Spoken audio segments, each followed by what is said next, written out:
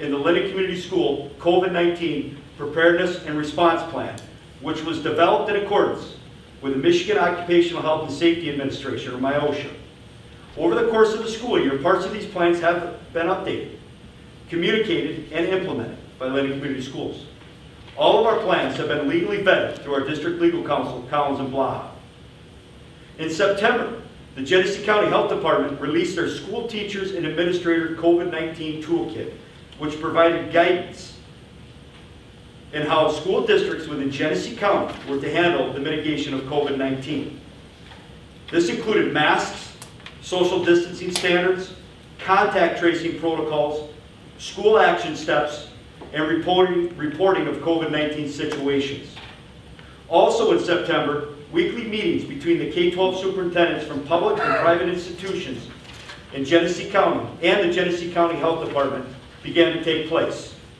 During these weekly meetings, besides reviewing the most recent county COVID-19 metrics, we as superintendents were able to voice our concern, ask questions, and make comments in regards to the implementation of guidance being provided by the Genesee County Health Department.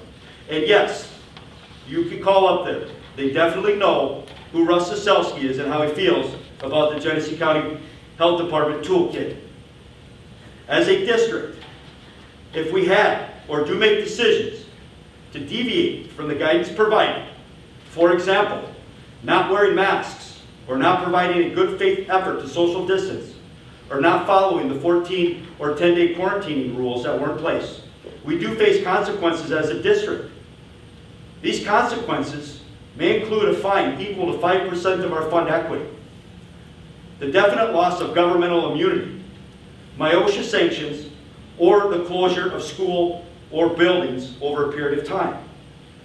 Recommendations were never made to the board to deviate from the guidance being provided by these agencies, because putting our entire district, including staff and students, at risk was not an option. About 6 weeks ago, the Michigan Department of Health and Human Services and the MHSAA released a rapid antigen testing protocol that would allow student athletes the opportunity to participate in school-sponsored athletic events. This protocol called for student athletes to be tested at least weekly.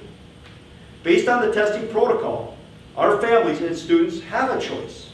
If they participate in the testing, they have the opportunity to participate in the athletic events. If they choose not to participate in the testing, the student athlete would not be allowed to participate in MHSAA-sanctioned activities. Please remember that the MHSAA is a governing body of school athletics in the state of Michigan. Linden, as a member of the MHSAA, we are bound by the rules, regulations, and protocols.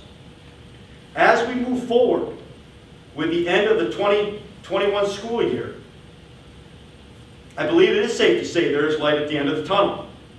Masks can now be removed when students are outdoors with less than 100 participants. Quarantine timelines have been reduced, and social distancing has moved to 3 feet for the purpose of contact tracing. Linden Community Schools has already begun the process of planning for the 21-22 school year. We have all intentions of moving forward with a schedule that most would consider normal. This does include daily face-to-face instruction for our students, young 5s through 12, 5 days a week. Brett Young and the CIE leadership team of Linden Community Schools have already put plans in place for the CIE camp that will take place the week after school ends to review educational and instructional gaps that were created due to the pandemic school year. Summer Learning Camp has already been established, and enrollment is taking place right now.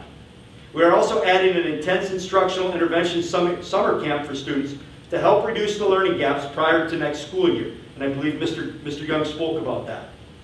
Linden has also hired an additional elementary social worker and has posted a position for a behavior specialist to help with some of the social and emotional toll that the pandemic has had on our students.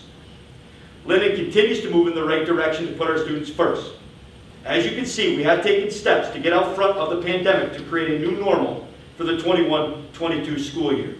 It doesn't change on a dime. It does. And I say that because today we received additional guidance from the CDC in regards to universal mask wearing for K-12 students. We also received through the governor's office, which I haven't even read it over yet, the Michigan Blueprint for Comprehensive Student Recovery, very similar to the Michigan School Roadmap that was released in last August, that will go through guidance and steps to help schools plan and prepare for the next school year to help our students.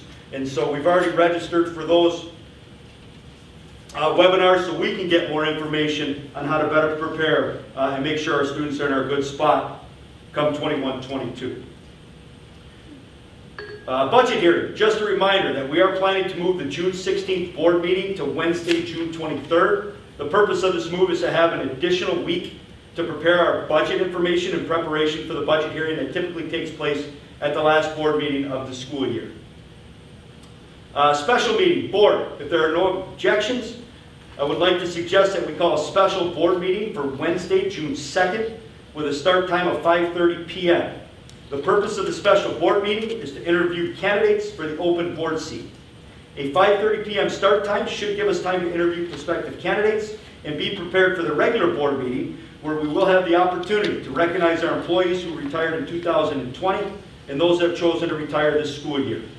The special board meeting and our regular board meeting will take place at Linden Middle School, which should allow us for more room in the cafeteria.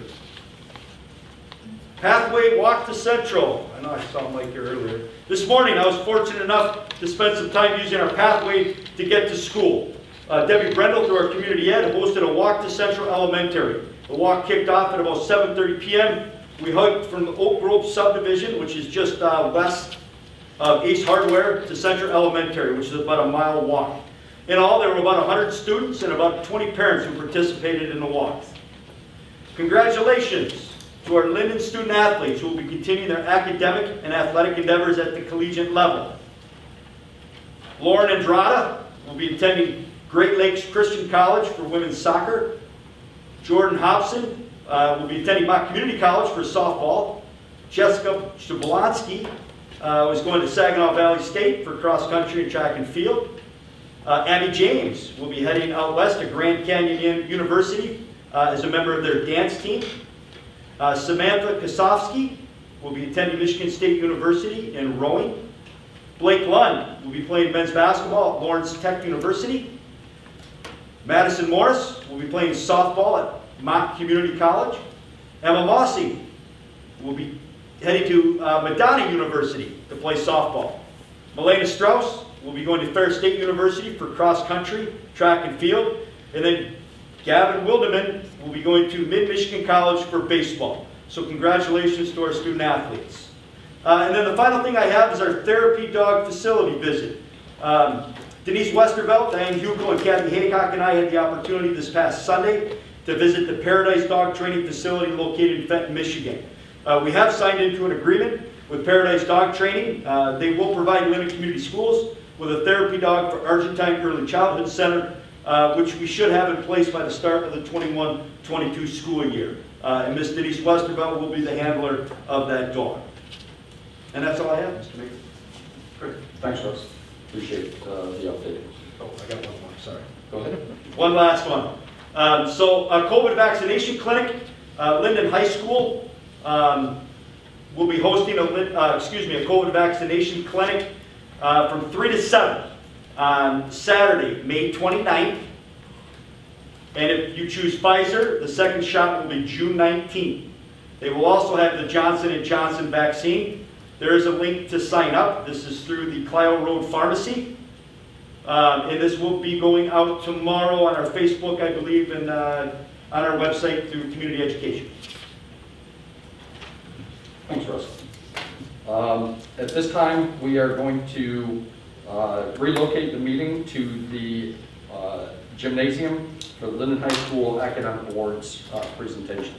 So we will recess briefly and relocate there.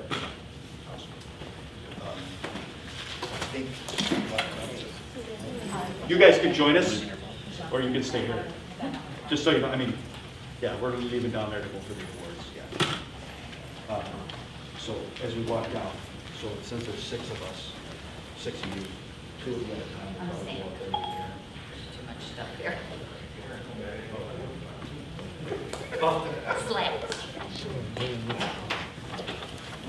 Steve, you mentioned the routines, right? Hello. at most. Put it back here. Yeah, yeah, yeah. It could go quicker. It's a little more condensed because of the COVID stuff, so. We shall return.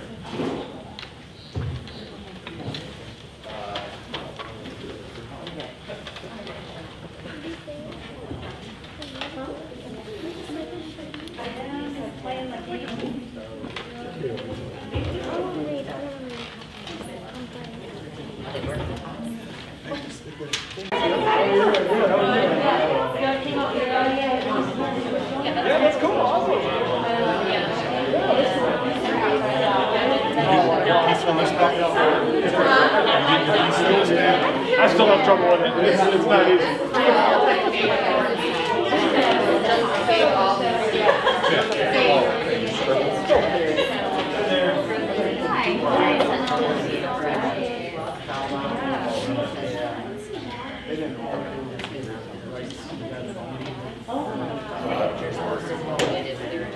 Yeah. I'm aboard.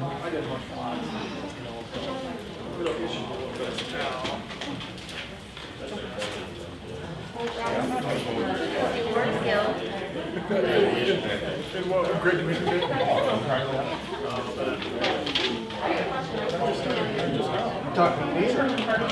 Oh, I didn't see Chris back there.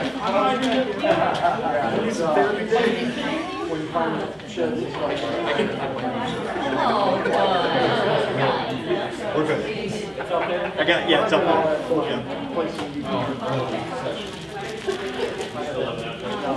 Yeah, yeah, yep. Oh, very good. Appreciate it.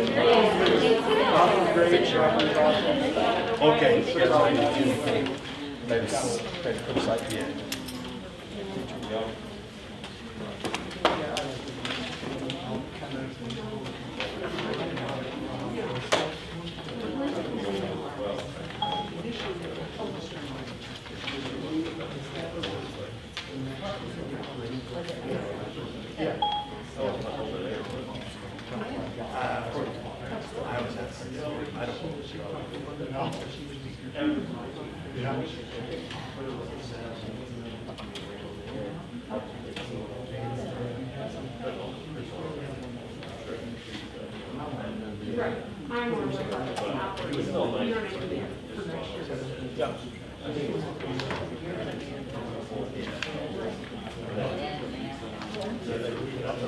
This isn't my favorite seat. Sound system. I'm a big fall guy.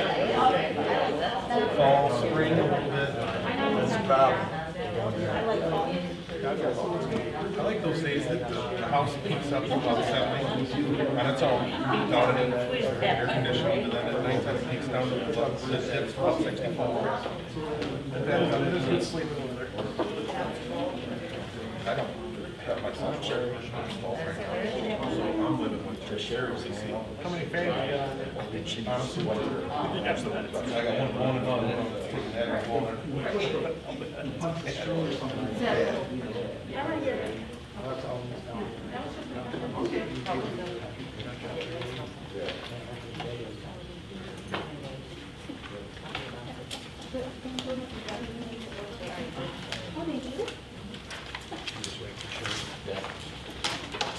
Okay, your first up.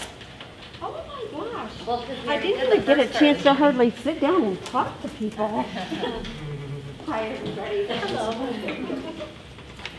I'm Deb Riddle, and I'm the Community Ed and Food Service Director for Linden Schools. And tonight I get to tell you a little bit about what we do and what we've been doing during the past,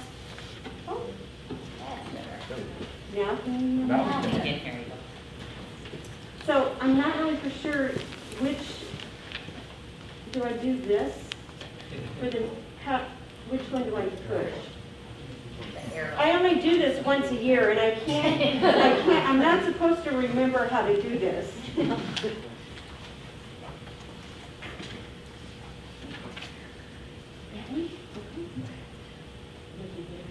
Okay. All right, so let's start off with food service and what food service looked like during COVID.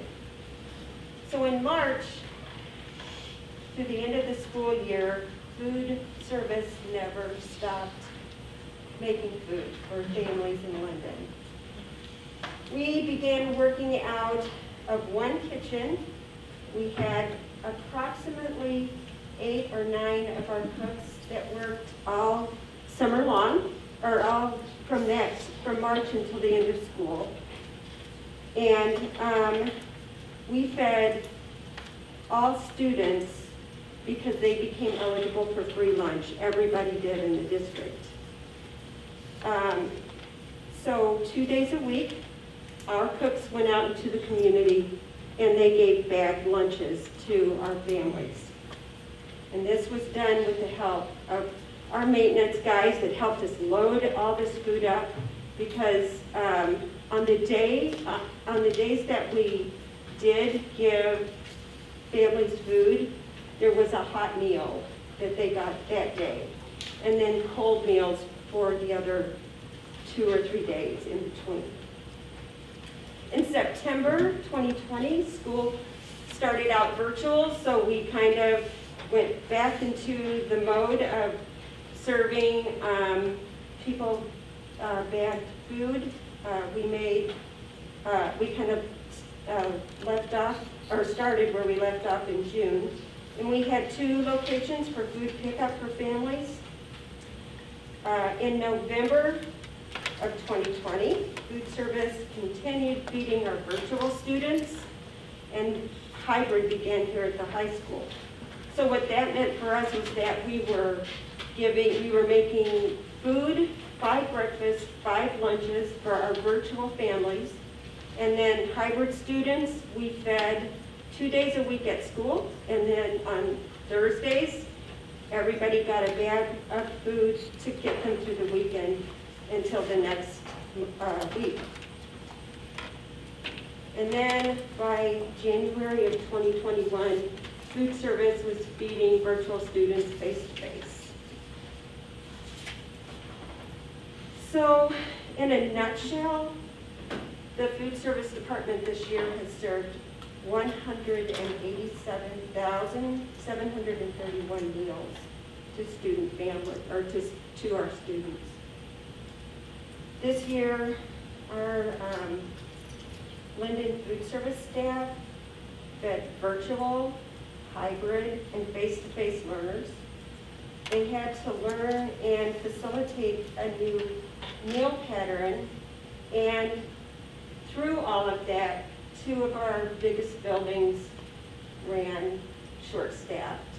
So if you're fully vaccinated and you see one of your food service staff, give them a hug. They need it. So, COVID and community ed. So March pretty much shut community ed down. We had some things planned that we had to cancel.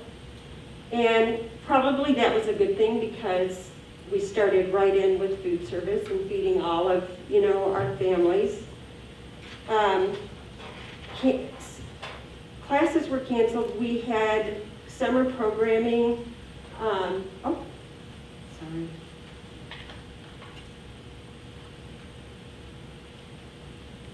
Oh.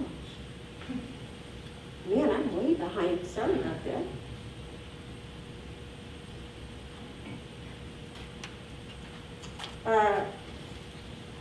We had no summer programming. It was one of those things, we would plan it and then we would have to cancel it. So it was just disappointing. But the good thing is that Linden schools opened up the outside campus for people. And our community was able to walk the track. We used ball fields. Masks were worn. The 6-foot rule was in effect. And eventually, outside, we did find a new normal. Then September through December, we still had no classes running. We had instructors waiting for the go-ahead So we had classes planned. So, you know, as soon as we heard that we could do something, the first thing that we did was a basketball clinic. And we had 65 kids that attended this clinic. We had parent volunteers. We had COVID protocol in place, and we were all so happy to get out and be able to do something that we did not mind. I mean, they went to 2 different stations before they could even walk into the gym. Everybody had to be masked up. It's hard to do, but we did it. We ran, you know, the clinic with the kids as far apart as they could, you know, playing basketball. And then since February, we've successfully, I have to say, run after-school programs like yoga and karate. We had a wonderful photography class at the middle school and at Central Elementary. And we've run our AAU volleyball program, and Friday night will be our last youth lacrosse game. So it's been a good spring, I have to say. All right, so community education is pretty special. And here's why, I think. Despite it all, our photography class that we ran, we knew that we wanted to exhibit these kids' photos. And I couldn't, you know, I knew that we couldn't get everybody into one building during a specific time to see these photographs. So I went downtown and talked to our businesses downtown. And I'm like, do you mind if we exhibit these photos in your windows? And then people can walk around town and they can pop into your business. They can look at, you know, they can look at their kids' photos. And this was so embraced by the businesses, and they, you know, they just thought it was a great idea. So we did have a photo exhibit where you could walk about and see that. We have to thank Serendipity and Beloved Books, Dr. Wax, the Linden Family Eye Care, Sunset Corals. They all just stepped up to the plate for us. This morning, we organized a walk to school day with Central Elementary, and we used the new pathway. We met 30 students and parents and staff down by Chestnut Grove, where the pathway begins, and we walked to school this morning. And it was fun, and the weather was perfect, and it worked out wonderfully. We offered this year the breast program to parents, and we had 105 kids registered to receive math and reading packets for the summer. And our summer program guide is out, hooray, so we are running summer programming. So what's on the horizon for food service and community ed? It looks like next year all students will eat free again. We don't know exactly how that's going to pan out. We don't have a whole lot of information on that, other than we know for sure that that we will be feeding kids free. Every kid, no matter no matter their financial, every kid. All right, and then our goal, since we are short-staffed, our goal is to hire 4 or 5 more people, continue to serve healthy meals, and our wellness, we want to put together a wellness committee that meets regularly, or a health action team. With community education, we want to tie the pathway into our community ed program. And we're going to try the walk to school program at least once a month. We are looking to do more technology and fine arts programs, increase opportunity for intramural sports, and more opportunity to integrate downtown businesses with our programs. And that just about covers it. So if y'all have any questions. Thanks, Deb, appreciate it. We'll go around the table, starting with Mr. Montague.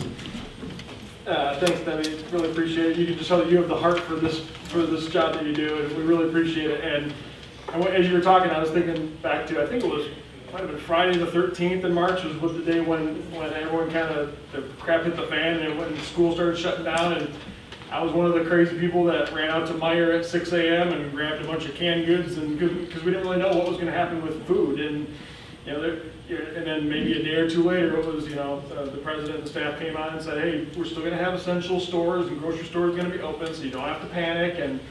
And I guess just, food security was such an important part, especially early in the pandemic, and it ended up being throughout. And, these stories are still going to come out and are still being written as we all still sit here with masks on, but, there's some light at the end of the tunnel. And, and if you were to ask me, how many meals do you think would be served in the Linden Community School District? I maybe would have guessed, 50,000 or 100,000, but when you put 188,000, it's a staggering number. And yet to think about, the kitchen staff and the workers and you and your team, everyone that put that together and make sure that stream of food security was kept up as we changed modalities. I mean, we're so thankful for it. And in addition to all the other things that you were able to, being creative to keep a lot of community programs going. So just impressive work, and I really appreciate you sharing some of those facts and stories with us, so thank you. Mr. Haynes. Thank you for the presentation. How do we call, is the free lunch program, is that a federal program? It is how we qualified this, since March basically, is that there is a grant for summer feeding. And what the state, what the federal government decided to do was to have all food service entities apply for this grant.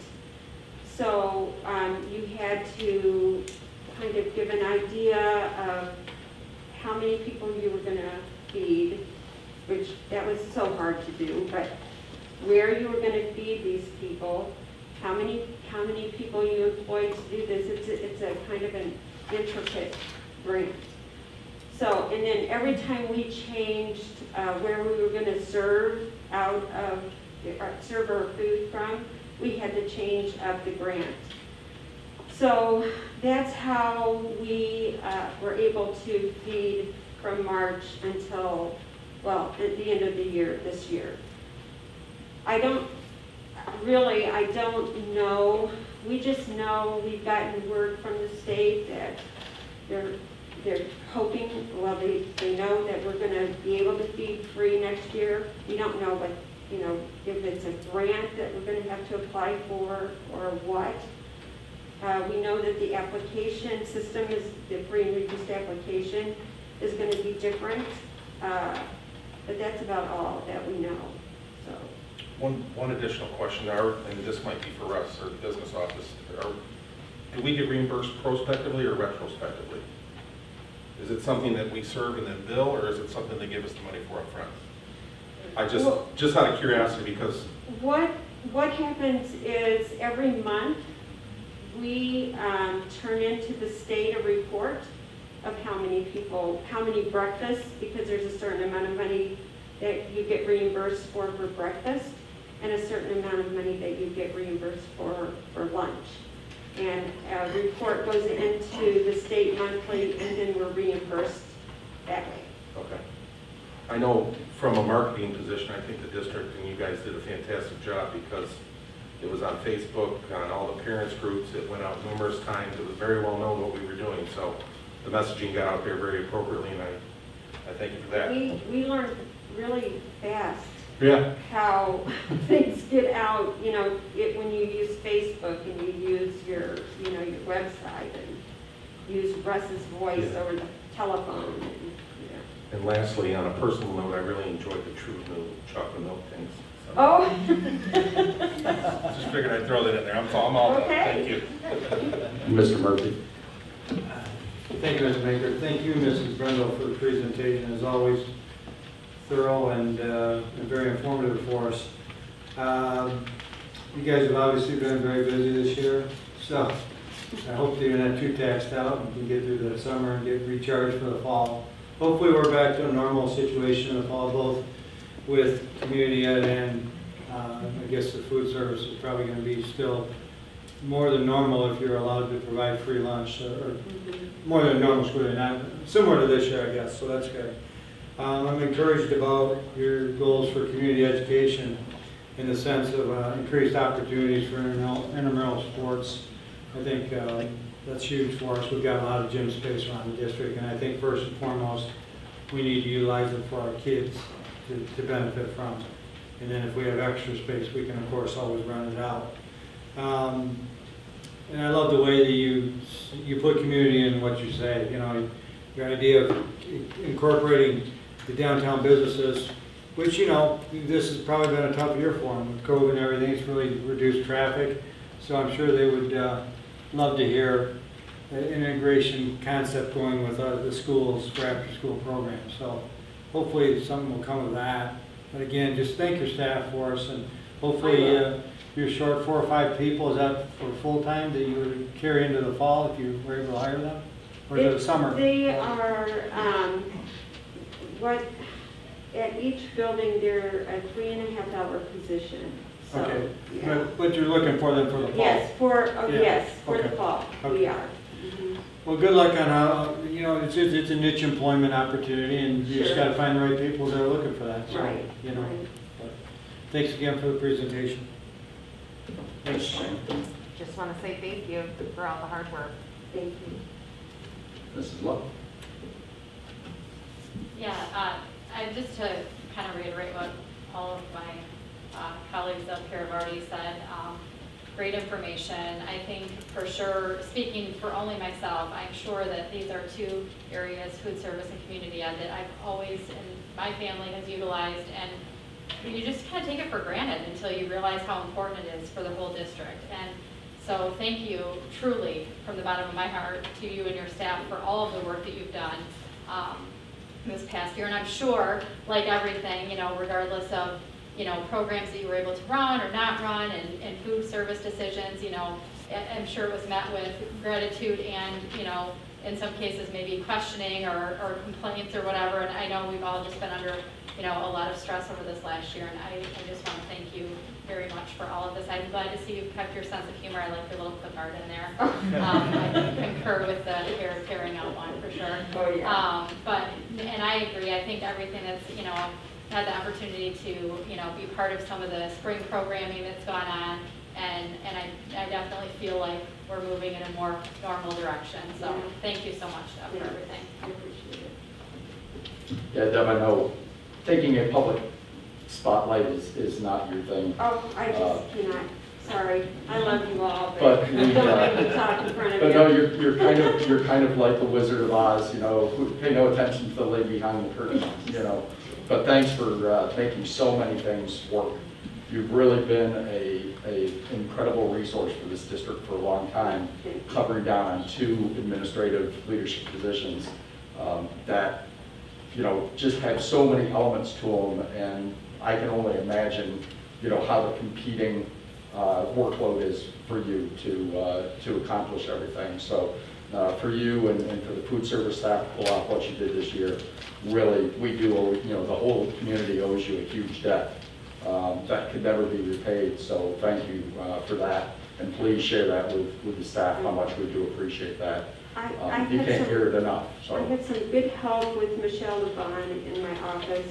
She did quite a bit of our food service for me, the intricate grant details and such, so it was kind of a team effort. It's good to have staff and know that you can rely on them to do that, because you can only do so much yourself.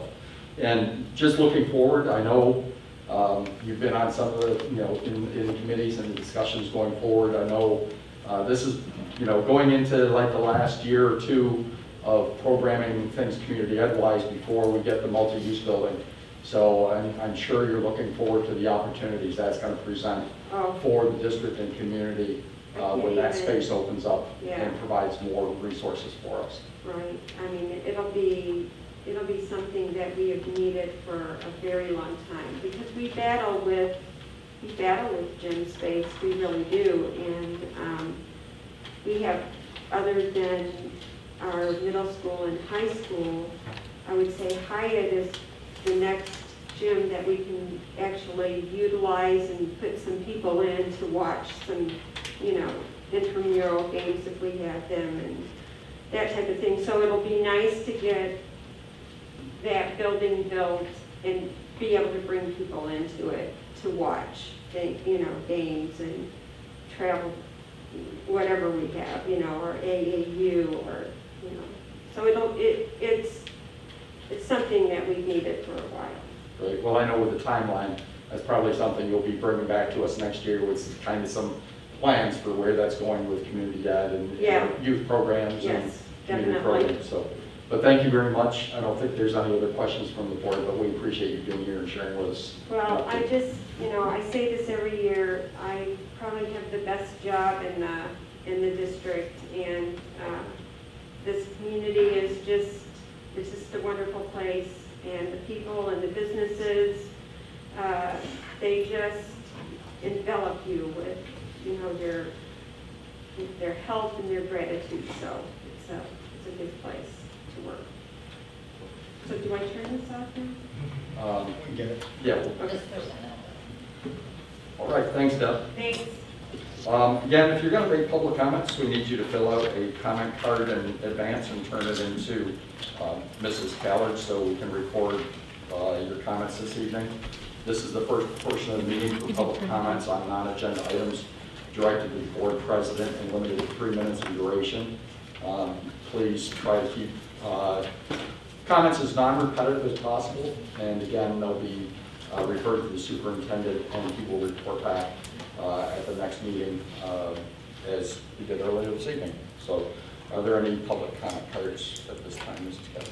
The one left. Okay. There's a second portion of the meeting for public comments. So before we conclude this evening, so we'll move on to the consent agenda.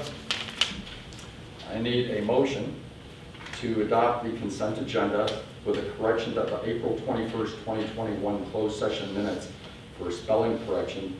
The consent agenda consists of minutes of previous meetings, including work sessions, closed sessions, invoices for the month of April 2021, personnel summary sheet, and curriculum adoptions for 2021. Do I have a motion? So moved. Support. It's been moved and seconded to approve the consent agenda as presented. This is a roll call vote due to the invoices, Mr. McCallum. Hany. Yes. Luck. Yes. Montague. Yes. Murphy. Yes. Shayna. Yes. And Maker. Yes. Moving on to action items. Our first item is the GISD 2020-2021 budget resolution. Russ? Thank you. Mr. Scott Baker attended the annual budget meeting on April 28th of 2021 and presented the proposed budget at the last board meeting. This is a required resolution to approve the GISD 2021-2022 budget. And it is the administrative recommendation to approve as presented. Thank you, Russ. I need a motion and support to approve the GISD 2021-2022 budget resolution as presented. So moved. Support. Been moved and seconded. Is there any discussion? Starting with Mr. Murphy, any questions or comments? Yeah, just, I'm a huge fan of the ISD, I always have been. They do such wonderful support for our district and all the other districts in the county. I just wish they could somehow take over the county health department. Other than that, we're good. Thanks, Steve. Mrs. Shane.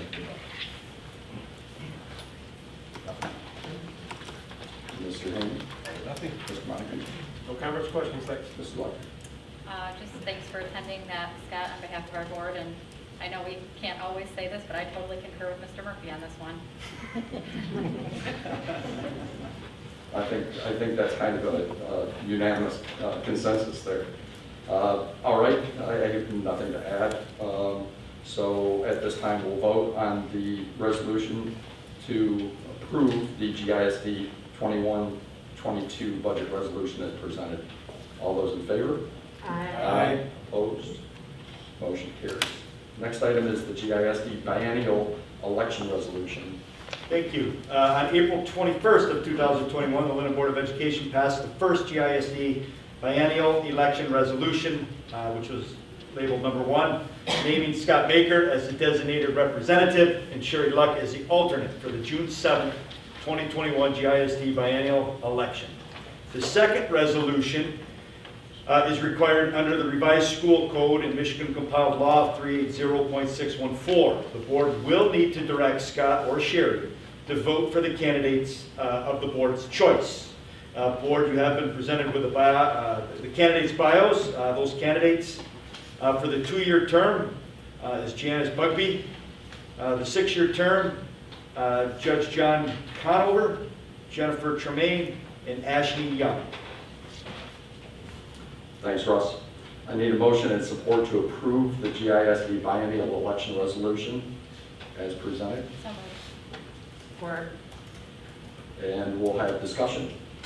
We'll start with Mr. Montague. I have no comments at this time. And I think we're looking at of course, there's only one candidate for the 2-year term. So any discussion or input on the 3 6-year candidates that you have any familiarity with or anything from their bios? I'd like to say something. Mr. Hain? I found that, obviously the incumbent being Judge Conover, Jennifer Tremaine, as we can attest, was very active with seeking that position. I don't know a tremendous amount about her. She spoke at our board meeting. Anytime she traveled around to any municipality and school district, she would update us on where she attended, the different board meetings and things of that nature. She has certainly demonstrated the desire to have this position, and she ran hard for it, so that's my only comment. Thanks, Dave. Ms. Murphy, any? Yeah, I support Mr. Haney's opinion about Mrs. Tremaine. Judge Conover, I think he's in his first term right now. And I think we should consider a change based on, the aggressiveness of Mrs. Tremaine's action to get on the board. So I would be okay with supporting Mrs. Tremaine. And 2-year candidate, she's running unopposed, so I guess we don't have much choice there. That's all for me, thanks. Mrs. Shannon? I agree with the guys. Jennifer Tremaine hit the ground running. That is her period. That's when she has something in her head, she goes all out. So, and I feel that she would be a very good fit for this position. Thanks. Sherry? Yeah, I guess I'm going to present kind of an opposing opinion on the matter. Although I do agree that Jennifer Tremaine went all out, including emails and flyers to our homes and such. I've had a couple of interactions with Judge Conover. I think he's a kind of a solid-minded, steadfast individual, if you will, and has been doing a good job representing the county there on that board. So I guess my recommendation going into this was going to be to suggest that we support the incumbent, in this case, Judge Conover, but certainly that's just my one opinion. So. Thanks, Sherry. Yeah, I've had some interactions with Judge Conover. I think his advantage, from my perspective, is been his legal experience and some perspective he brings from his professional background to the GISD, and in a county position, he has a lot of perspective from that point. Jennifer Tremaine, obviously, would be someone new in her profession. She definitely knows being in real estate and things like that. I'm sure she is very aware of the conditions of the communities around the county, and we know how important education and school districts are when folks are making a decision of where they're going to, move and buy a home and things like that. So I would think that, that's one thing in her favor as far as that goes. The other individual I have not met personally. They have not been as engaged, I would say, through, kind of, if you want to call it an election process, while it's not really a formal public election as far as that goes. But I would, I'm in line. I'm not going to hang my hat and die on a hill for either candidate, so to speak. But at the consent of the board consensus, I would be in support of either the incumbent or Jennifer Tremaine. So right now I think we've got. I think Mr. Montague needs to weigh in here. No, honestly, I was listening because, as far as from what I can tell, I don't disagree with anything anyone said.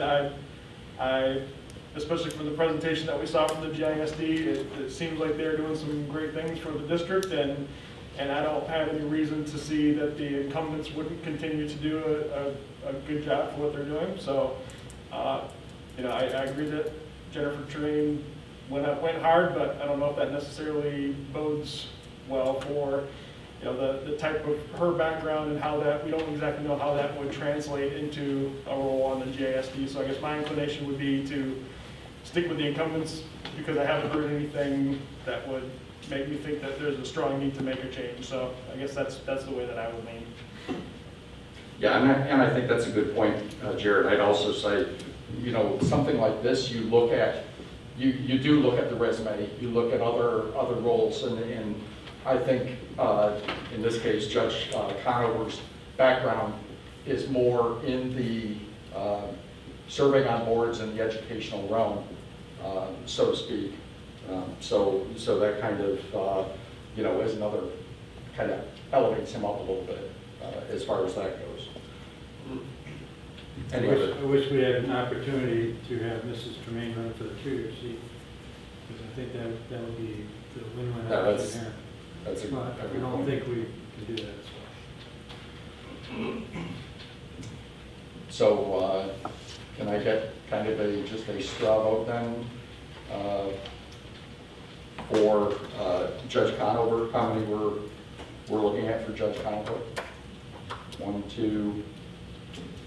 I agree with, Mr. Montague's assessment, and I said earlier about the ISD. So it's tough to advocate for a change because, like I said, I think this year's presentation was as strong as we've had.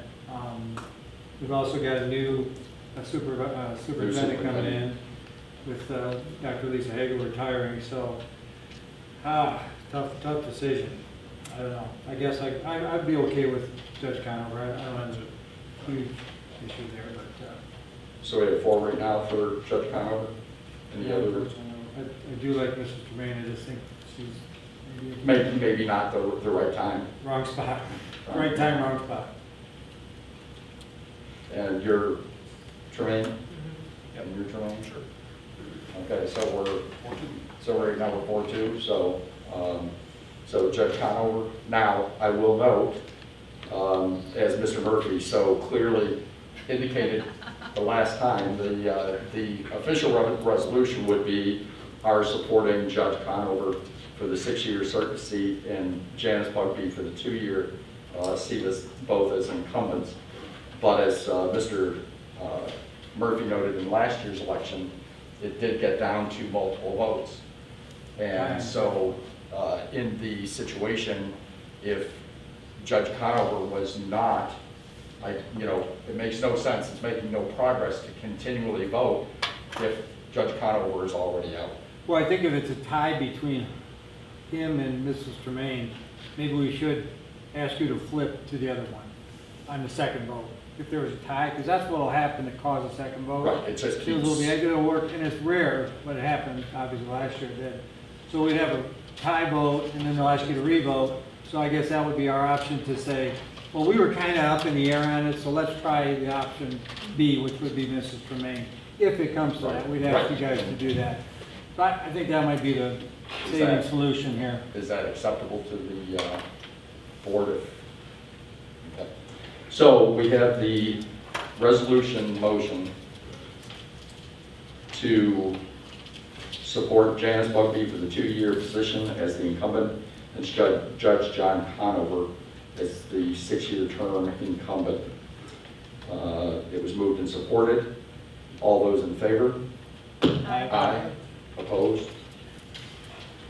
Motion carries.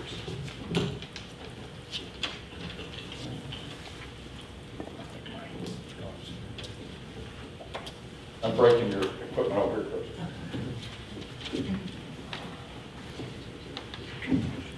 All right, next up is the extended COVID learning plan, Russ. Yeah, it's 1,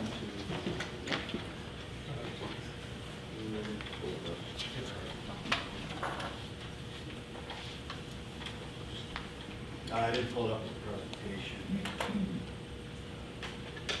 Give me a second.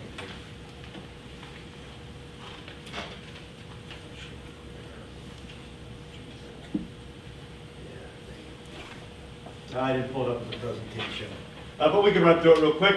This is something that we do every month as required per the different epidemic orders, emergency orders, return to school plans. The state does ask us that every month we kind of go through our learning plan, get reconfirmation from the board that we're going to continue with that particular learning plan. And so just kind of broken it down into the different categories, the introduction, these assurances, the plan components, timeline, dates, so on and so forth. And as you can see, as far as the plan itself, again, we're not looking at any changes at this point with the introduction. The assurances still remain the same. That basically indicates that this is what Linden Community Schools is going to do. The plan components, there's no change. Reason for the plan, no change. Educational goals are still the same. Our school improvement goals. We have our instructional delivery that we've been using. Young 5s to 8th grade is a full in-person cohort model, Monday through Friday. Also the option for students to have the 100% virtual. Grades 9 through 12, full in-person learning, whether it be a 4-day or a 2-day option that students have the choice of. Instructional model, Monday through Thursday with the remote Friday. And again, we have the 100% virtual option that students, at the beginning of the year, they opted in, as well as at the semester, they opted in. So again, the instructional delivery does not change. And now we got the problems. We'll get them fixed, hopefully.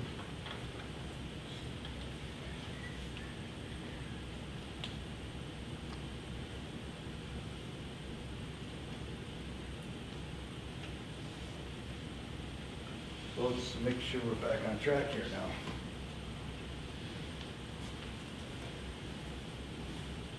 So again, we finished up with the instructional delivery. No change in what we're currently doing. This will take us through the end of the school year because our next reconfirmation is scheduled for June 23rd, which will be the second meeting of the month. As far as the instruction of core academics, no change. Equitable access to technology, no change with our current plans. Students with disabilities and offering them educational services, again, there's no change there either. So the next piece of the extended COVID learning plan are the metrics. And as you'll see, I'll just give you a kind of a light at the end of the tunnel. Our numbers have gone down. And so this is basically the COVID cases or positive cases, the 7-day average per million in Genesee County. And as of 5/14, and again, we get this every Wednesday, it's usually a week behind, we're at 110 cases per million in Genesee County. And as you can see, the graph, kind of on the downslope right now of actual positive cases. Then we look at the hospitalization. This includes the 3 hospitals in Genesee County, Genesis, Hurley, and McLaren, or Ascension, I guess. In a 14-day period, Genesee County, as of 5/14, the inpatient total is 116. So again, you can see those numbers starting to decrease. Look at the average number of deaths, a 7-day average of deaths in Genesee County that are COVID related. Our 7-day average is 2. And again, when you look at the metrics and how it works, usually when you have the spikes, it's usually 2 or 3 weeks later when you start seeing the deaths. So we do anticipate this number to continue to go down.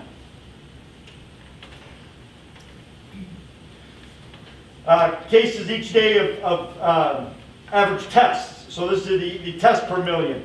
And again, as of 5/14, we're at 2,046. So the amount of testing is going down. The health department is relating that back to the increase in vaccinations because testing doesn't need to take place. We look at the percentage of positives over a 7-day average. Genesee County has dropped to 8.5. I think about a month and a half ago, we were up to almost 20% in Genesee County as far as percent positives. Genesee County is 8.5 and they continue to go down. When you talk about healthcare strength, again, this is using the metrics of the 3 hospitals in Genesee County. Everything is good. The COVID inpatients over 14 days, you can see, starting to decrease. Ventilators available. When that goes up, that's a good sign because they're not being used. So again, I think our numbers continue to show positive signs here. The two-way interaction, and again, this is the job that our teachers are doing, communicating with the students, especially the online, the virtual students. We're at a 91.1% across the district that are receiving the two-way interaction. So kudos to the staff for the job that they've been doing all year with our students. This is our dashboard as of this afternoon. I pulled that off just to show. And again, if you've been tracking this, right now we're at a district summary. 32 people have some type of COVID-related situation in our district.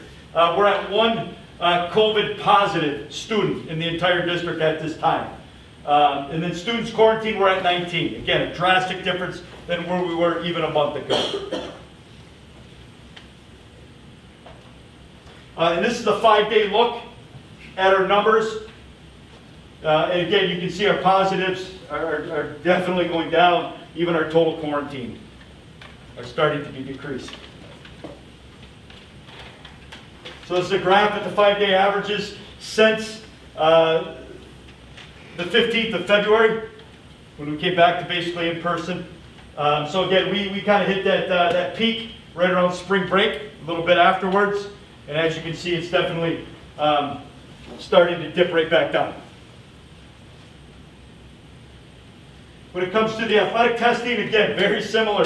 Lance and his crew have done a great job Monday mornings here at the high school as well at the middle school. We're getting our athletes tested, and we've since basically the end of April till now, we've only seen 1 positive student.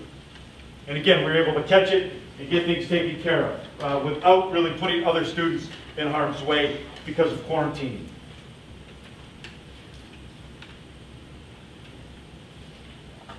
So with that, I'll open it up for discussion.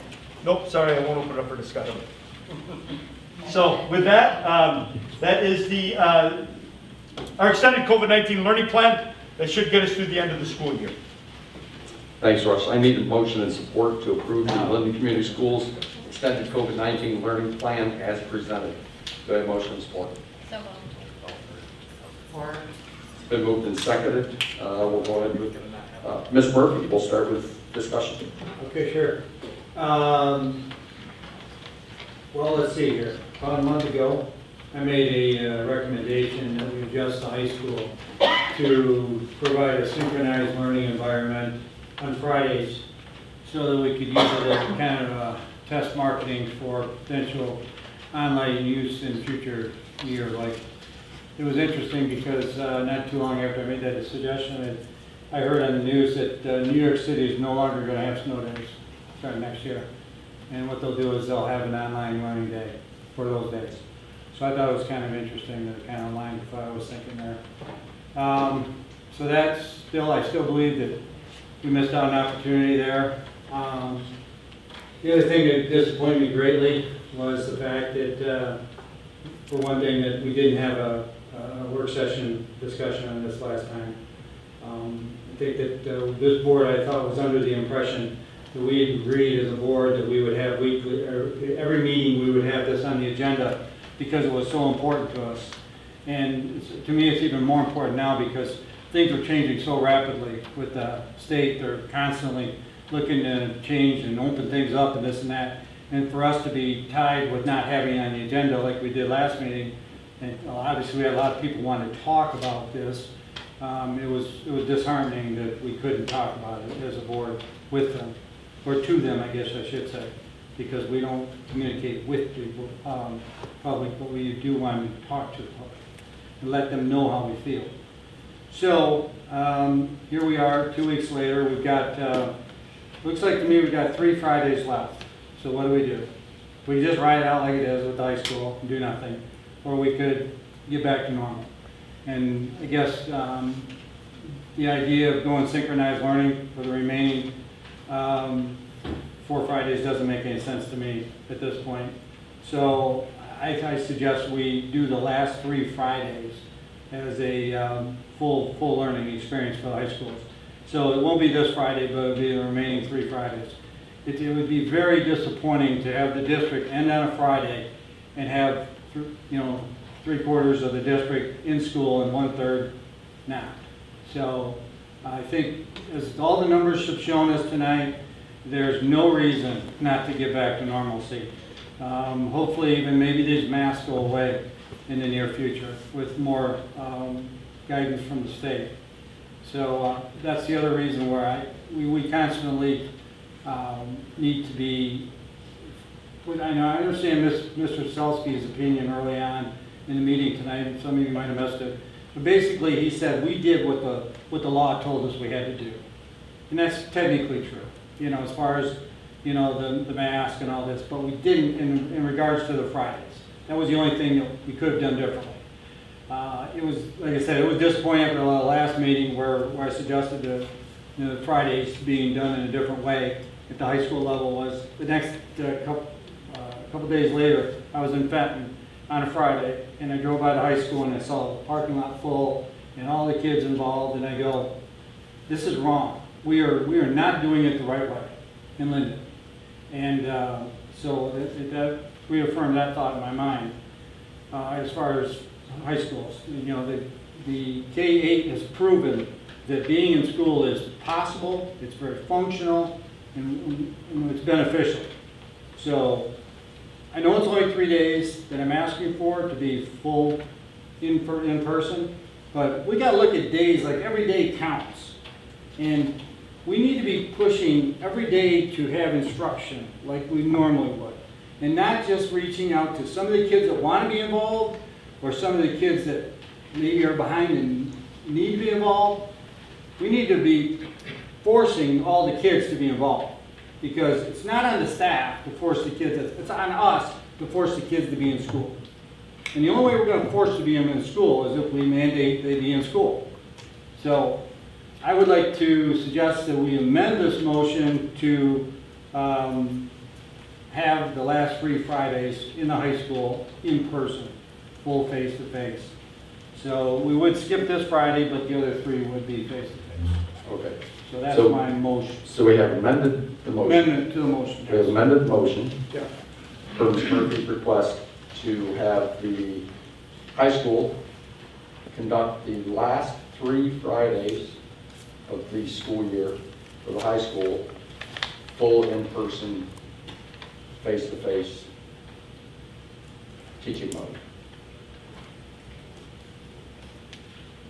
Thank you, Mr. McCary. That's fair. So that's the motion. Is there a second to that motion? We have a motion. Is there a second to the motion? Third time in the motion. Is there a second to the motion? Seeing none, that motion fails. Mr. Murphy, did you have anything else? Yeah. No, I think pretty much covered it. Okay. Mrs. Shane? Thanks for the presentation.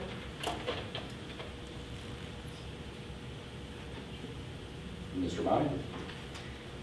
Thanks, Mr. Baker. Dave, I might talk about data a little bit, okay? So obviously. No, really?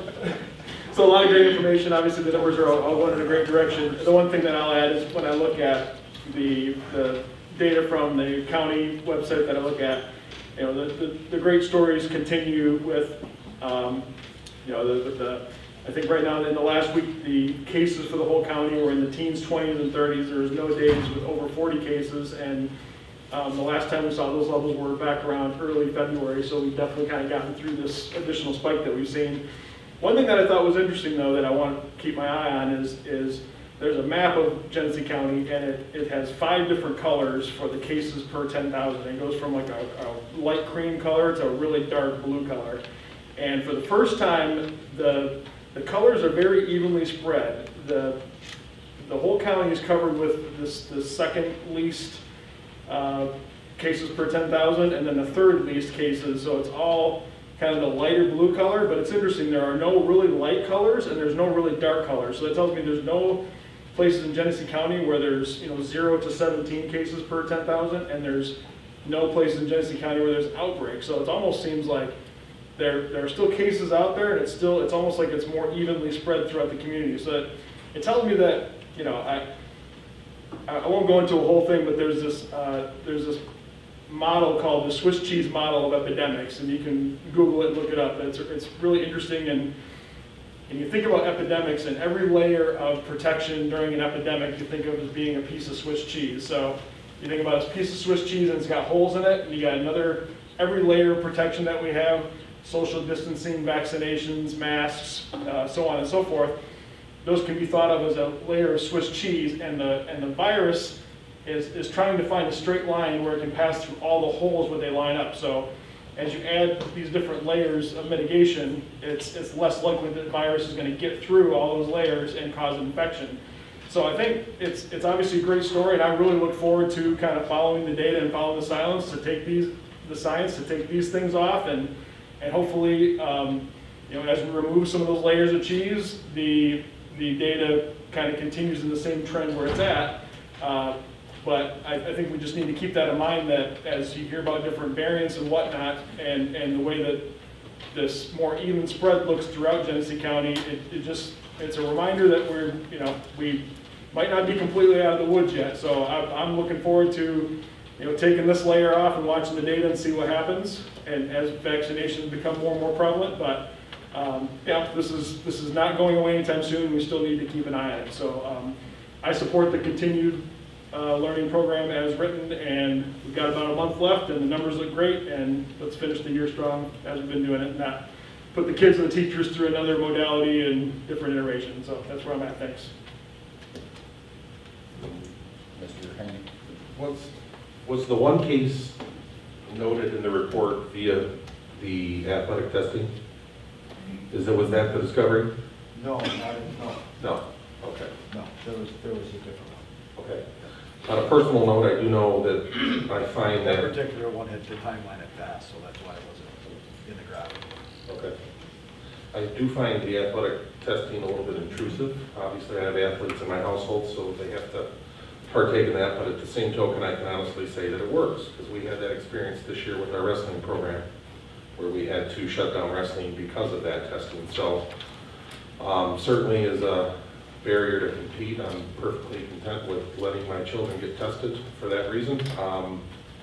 But anyways, I second what Jared said. Numbers are trending in the right direction. We're not out of the woods yet, but I support the plan as written as well, and we'll keep moving forward. Thank you. Mrs. Luck? Yeah, I actually am familiar with the Swiss cheese model, so that was a good analogy on that one. But yeah, this is just so hopeful to me, looking at these numbers. It's just, I know we're all exhausted from this, and we all have our own personal, stories and experiences through this last, 14 months or however long it's been. But to me, this feels really hopeful. I'm really, really glad to see the way that things are trending, the way that the CDC is making new recommendations. Despite our thoughts on our local health department, they've actually made a few changes recently that kind of trended in the direction that most of us would agree with. So that's also good news. So I know obviously, again, this year has been easy on no one and really loved by no one, but I think shows good hope for moving into the next school year, and I fully support us continuing with this plan through the end of the school year for the reasons already stated by some of my colleagues. Yeah, thanks Russ, appreciate the information, and you know, I do concur. Yeah, it's good to see the numbers continuing to get us back to a more normalized situation in our country, and you know, around the world and in our community. It's just nice to get my home and my ICU nurses and my family back to normal, where they don't feel like they've got to run and hide because they've been in contact with COVID patients. So to see the numbers and everything improving is very reassuring. I will say the Swiss cheese model is interesting, and while I'm fully vaccinated and all that sort of stuff, I still go into the businesses because, once again, the variants, we don't know, you know, what your susceptibility is to the virus, even vaccinated with the different variants. So while I know that by the letter of the law, I could go in without my mask on, I think we still have to take precautions and keep things in place to keep the community as a whole at a safer level than we would be without. And I think still within our buildings, especially at the high school, without being able to do the cohort model, that we're able to implement and control things a little bit more. I do support just maintaining it through the end of the school year, knowing that, you know, our objective is to develop curriculum and move forward into 2021, 2022 with a learning model that's going to be back to normal. So I feel much more comfortable with that going forward. So the motion is on the floor to support the extended learning plan as presented, and we'll vote. All those. Mr. Maker, could we ask the public for comment first? Yeah, we absolutely could. Thank you. Do we need to have them? They don't need to fill out cards for that, but no cards. I'm sorry, no cards necessary. But if you would step to the podium, give us your name and your address, and limit your comments to no more than 3 minutes.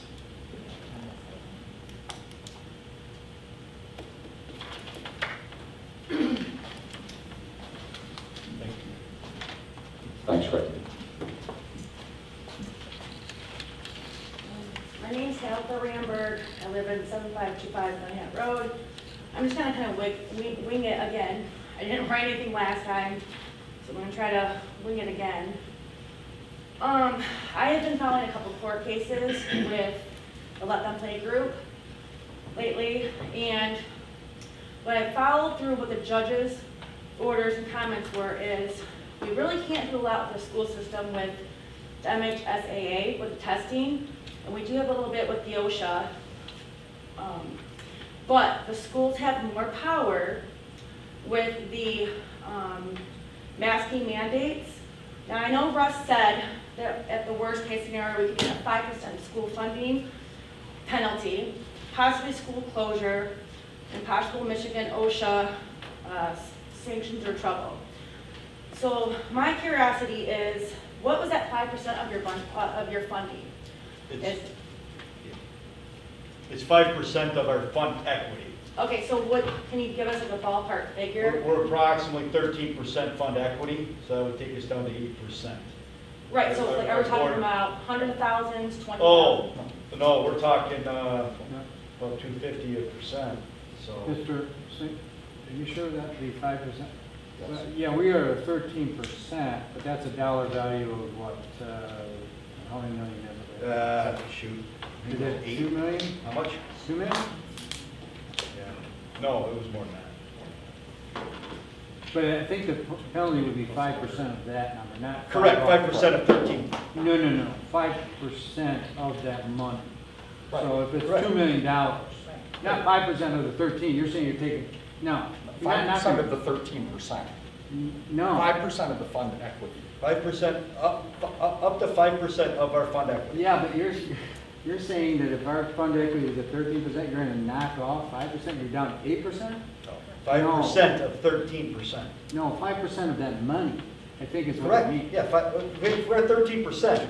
No, They're it's gonna a take- slug of money. They're gonna take 5% of 13% that. is relative to our annual budget. Correct. 13%, that's what we have in reserve, okay? Correct. So when you're gonna knock off 5%, you're gonna take 5% of that pot of money. Right, that's Not- what he's saying. That's what I'm saying. No, he's saying you're gonna give up 5% of your total, if you're at That's a what he said $25 million budget, we're That's not what- taking 5% off Mr. a $25 million Murphy, budget. that's what he said initially, and then he corrected No, himself. we're gonna take 5% of our fund equity. That is 13%. No, you're not. Yes, 5%. Okay, 5%, yeah, okay, 5, yeah. No, I- Can I answer the question? It's about roughly $180,000. Okay, 180,000. Yeah. So if in a 3-4 month period when more cases are coming down, more parents are asking you guys to release some of the mask mandates, whether it's like, let's start a pilot program where maybe teachers can take some of the little ones, like my 7-year-old niece, who can barely look at her teacher and understand the words. She struggles with reading right now as it is with books at high elementary. So why can't we maybe ask the teacher if they want to go outside and maybe read the book so that my niece can see, with the teacher taking the mask off, to read the lips a little bit while she's reading, because she was already struggling behind because of the quarantine. So just some suggestions. I don't want my personal biases affecting any side of the pro-mask or the unmasking. It just seems like all we're looking at is this data. I would like to see personally, I know a lot of my friends in the community that live here would like to see, with all the quarantine, how many students in Linden community were quarantined. And out of all those quarantines, let's say there's 1,000 quarantines, how many of those cases tested positive? Were the quarantines worth it? So I realize that you guys all have hard jobs. You guys did not sign up to start working in a pandemic.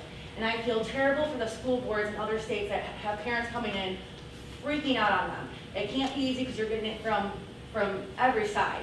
So I respect what you're doing, but I think what we need is more facts, not what we can find out from the Genesee County Health Department. Because I spoke to the head honcho of the Genesee County Health Department for over an hour. She actually said I should try to apply to work for them because I seem to have a lot of facts. Because I don't like to do things on emotions, I like it on facts. So back to the, if we were to maybe do a pilot, let's see what goes on for a month of teachers that are okay with not having masks, maybe students that don't want to wear masks in like one wing or one building, maybe K through 5. If the state was going to try to threaten us with taking away 5%, it was $180,000, we can raise so much money so quickly with GoFundMes. This community has a lot of money. If we were to take that hit, we could back you up if that would be something that you would need as monetary support, if you might get some heat from the health department or the state.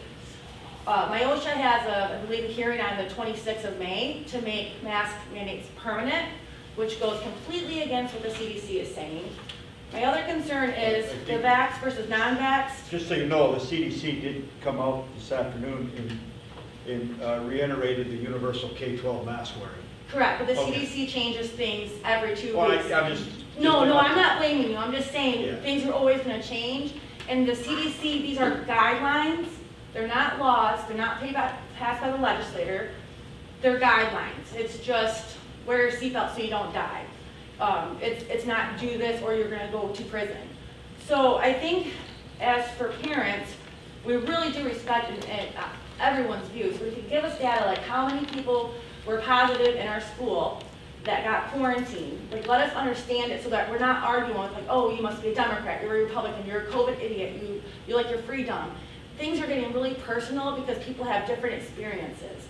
So I think if we had more facts other than just what we can see off the Genesee County Health Department of what's physically happening in our buildings, that would take a lot of the emotional parts out of it and just deal with the facts. And if it's funding, we can get you funding if you feel that that needs to happen. That could be a possibility, whether we take kids outside for reading lessons when they're younger. And then my goal is, I don't care if my high schoolers necessarily get their way of not having masks, but I really am trying to push for my niece who's 7 years old, who's struggling with reading math. She needs to see faces. So that's all I have to say. I do respect everything you guys did. Thank you so much for taking the mask off at recess.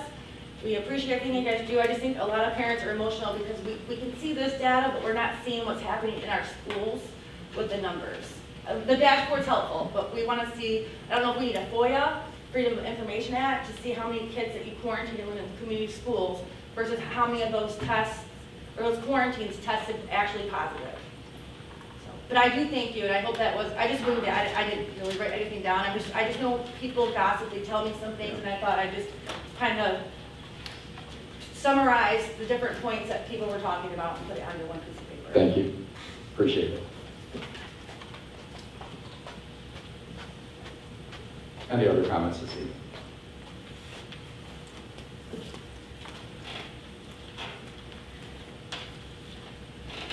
I just kind of want to reiterate. Oh, sorry, name and address, please. Tanya Smith, 13056 White Oaks Drive.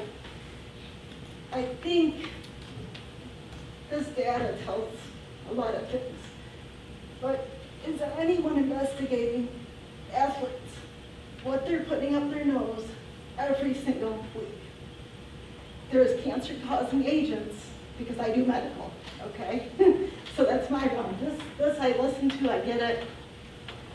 But we have cancer-causing agents going in those kids' noses every week. It's supposed to be dried out before it's packaged and sent to reduce that possibility. They've admitted that they're putting so much of this out, that's not happening. So I get that we have this, and we want masks, no matter what they're doing mentally, physically to the kids. I agree with her. Have a ring with people that want them and don't, and maybe we risk some things.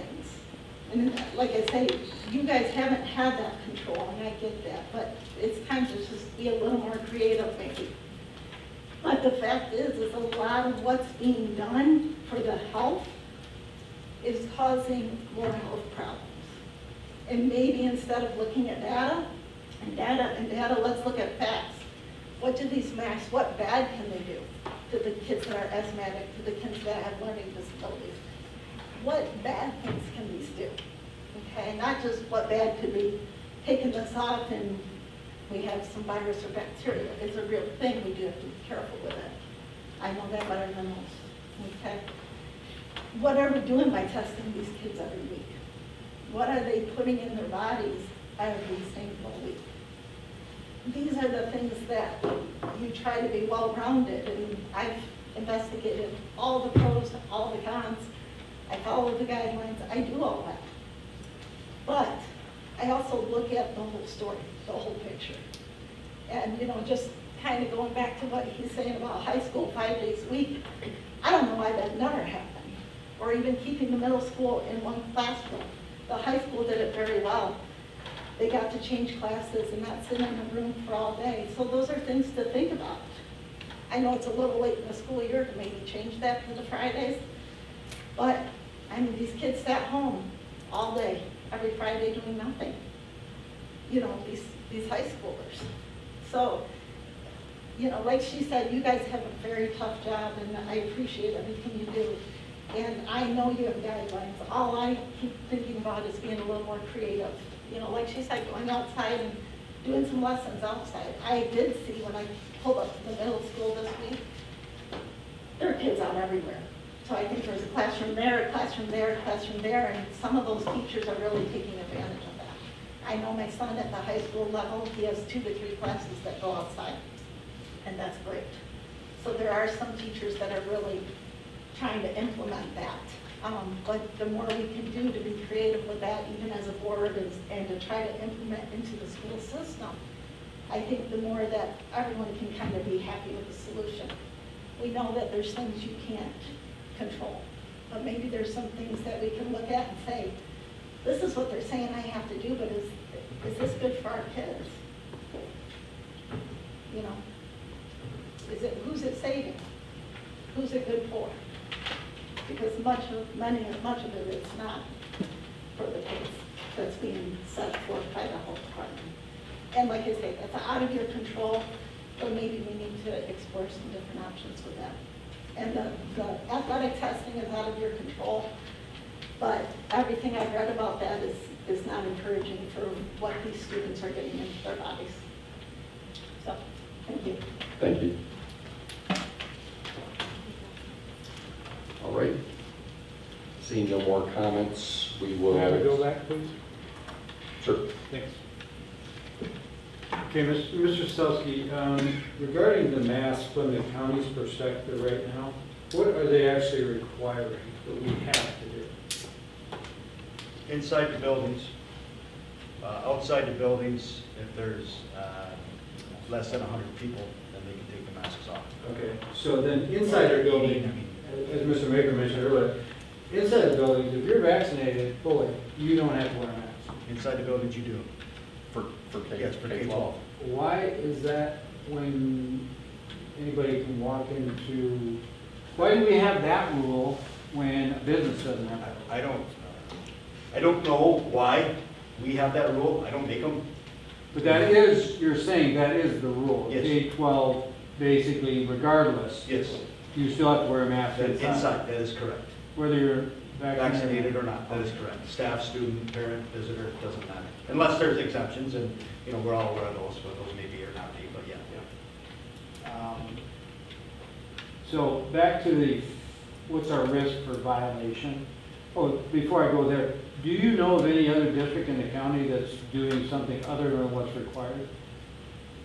As far as masks County, specifically? I know people are gonna say Davison did based on that letter, but they're still following the rules, even though they did send letter to the health department in the Genesee County, the DHSS, that they weren't happy with the board actually sent the letter. Yeah. Yeah, that they weren't happy with the mitigation factors, and I say that collectively, the masks, the social distancing, the quarantining. But they're still under the Genesee County Health Department, Sure. so they're still following. To my knowledge, I'm not aware, but Right. there may be, I'm not aware of any. So back to our, Mr. Haney, did you come up with our fund equity right now number? We're at about, What is our fund equity number? we're about 3 million. 3 million? I don't know the exact figure, but So 5% is 150. so 5% of that 3 million. 5% of 3 million is Yeah, 150,000. and as I mentioned too, you know, besides the financial, there's also the potential loss of governmental immunity. So we've now become responsible Right. and liable as a district for things that happen, Okay. not just COVID related at that point. Right, yeah. Well, I guess I would like to join Davison. I think we should send a letter too. We seem to be in agreement that we don't like a lot of these things that the county health department's doing. So maybe we should be drafting a similar letter. Does anybody on the board feel that way? Board? Are y'all Board good with decision. just letting the county run roughshod? Do this wonderful job they're doing? Or just not? I mean, I guess personally, I'm not opposed to letting them know that we don't love it, but I don't know that it's gonna do any good, but at least you're Well- on the premise of, You know. you know, saying how we feel about it. I guess a couple of things that I just kind of want to mention too is, on this topic as well is, you know, I think one thing that's not, I didn't know this before I became a board member, but as a district as well, if we fall below 5% fund equity altogether, we put ourselves up for huge liability and oversight by the state for probably at least 3 years. And one of the reasons our fund equity is higher this year is because of some of the funding we've gotten due to the pandemic funding. So, I mean, we still want to be careful, even though that amount might seem like, okay, we could replace that, it potentially could have impacts even down the road. But you understand that 5% fine would not be, it would be a pimple on our fund packaging right now of $3 million. You think $150,000 on $3 million is nothing. We still got I think Mrs. Dickey would, 2.85 million. I think Mrs. Dickey would take a different tack with you than Well, that. I mean, $150,000 when you look at staffing positions. What I want to assure you is, even if we paid the fine, we're still way far away from the 5% limit that we would be at to trigger any kind of oversight. And that's soft oversight. Okay, That's yeah, never I'm been not really sure, I approved. completely agree, I get what you're saying, but. Well, based on previous 5%, budget again, discussions. 5% of $3 million. Anyway, the other thing I just want to mention with regard to that as well is, I mean, we can, you know, say whatever we want about to the county about not wearing masks or not liking some of the mitigation factors. The bottom line is, the minute we make a stance like that, we have another group of people that now are upset because they want masks to continue to be worn. I mean, and I think everybody realizes we're in an impossible situation here. But, I mean, I understand the premise of what you're saying, but I think not as easy as just having like, you know, let's try this or let's try that. There's a lot more district-wide, you know, that we have to consider when we're making, you know, having thoughts like that. Well, it's like Mrs. Smith mentioned about the athletes. We're not doing our athletes any favor, forcing them to wear these masks and stuff. You know, They don't have to. They They don't have to anymore, but what we've done damage to them to making them do it in the first place. It makes no sense. When you're breathing out carbon monoxide, because that's what comes out of your mouth, it's not good to get it trapped in this mask and suck it right back in. Because it doesn't all go out there and then Ms. get Murphy, fresh have you air. ever seen, You know? have you ever seen highly competitive athletes use restricted breathing masks for training? That's actually, so their competitive athletes actually use it much more restricted than this. Well, that's just because they're trying to short circuit their Exactly. And oxygen that's- intake. so- That doesn't mean it's so- healthy for them overall. So you're. Okay, that doesn't I'm just mean saying, if you they've know, got the flu or symptoms of the flu, that they're not enhancing it by sending it right back into their body, by short cycling, okay? Right? I mean, if you're healthy, yeah, okay, you could probably get away with it. But I just think that we should, at the very least, I understand that, you know, it would be probably financially irresponsible to risk $150,000 for 3 weeks of masks. But again, that was a maybe. And I agree, the immunity and all that, we're kind of in a bad spot with it. But we should, at the very least, echo Davison's sentiments and send that message.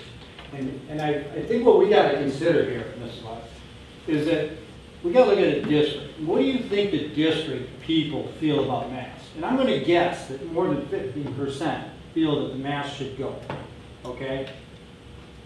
I think that's a pretty good assumption. And if we believe that, then we should send that letter. Because we're representing the district, the majority of the district, okay? We need to get back to that representing the majority. Instead of, well, on certain things the minority should rule. No, it's either the majority rules or it doesn't, okay? So I think that if we feel, as a group, that the majority of people think that masks are too restrictive for the little kids and such, then we should send a letter that says that to the health department. Because I don't think the health department is going to be inclined to change if they don't get that kind of information from people like us. That's what we're kind of here for. That's one of our responsibilities. So I guess we can do it outside this vote here, but I think we should make a motion that it sounds like to me, I haven't seen Davidson's letter, but it sounds like to me I could live with everything in it. You know what Mr. Soselsky said. So I'd like, again, we only meet every 2 weeks. So it's not like we can well, let's talk about it in 2 weeks. That sounds like doing nothing. So the bottom line is, we haven't done our district, the county has not done our district any favors. So. All right, any other comments? I just want to assure everybody that behind the scenes, I don't think anybody can gauge that some of these conversations are happening just because they're not happening in public. And in a public forum, I can promise you that our administration, through conversation, has shared some of the objections to policy, objections to how they've tried to track this illness and many of those things. There's been no continuity that's come from any governmental agency. We've all been left here to flail on the wind. The CDC says one thing, the Genesee County Health Department says another. But yeah, we're here to figure it all out. So it's an imperfect world. We're just trying to come up with a positive solution somewhere right down the middle to where you're accommodating, following the guidelines, following the law, as least restrictive as possible so that we can just get through this school year, essentially. So that's all I have to say. Thank you. Well stated. Well stated, Dave. Okay. I think I got my voice back. All right, any other comments from the board? All right, so we have the motion on the table regarding the extended COVID learning plan. All those in favor, say aye. Aye. Opposed? Nay. Motion carries. Mr. Maker, I'd like to make a motion that we send a letter like Davison sent to the county health department. Okay.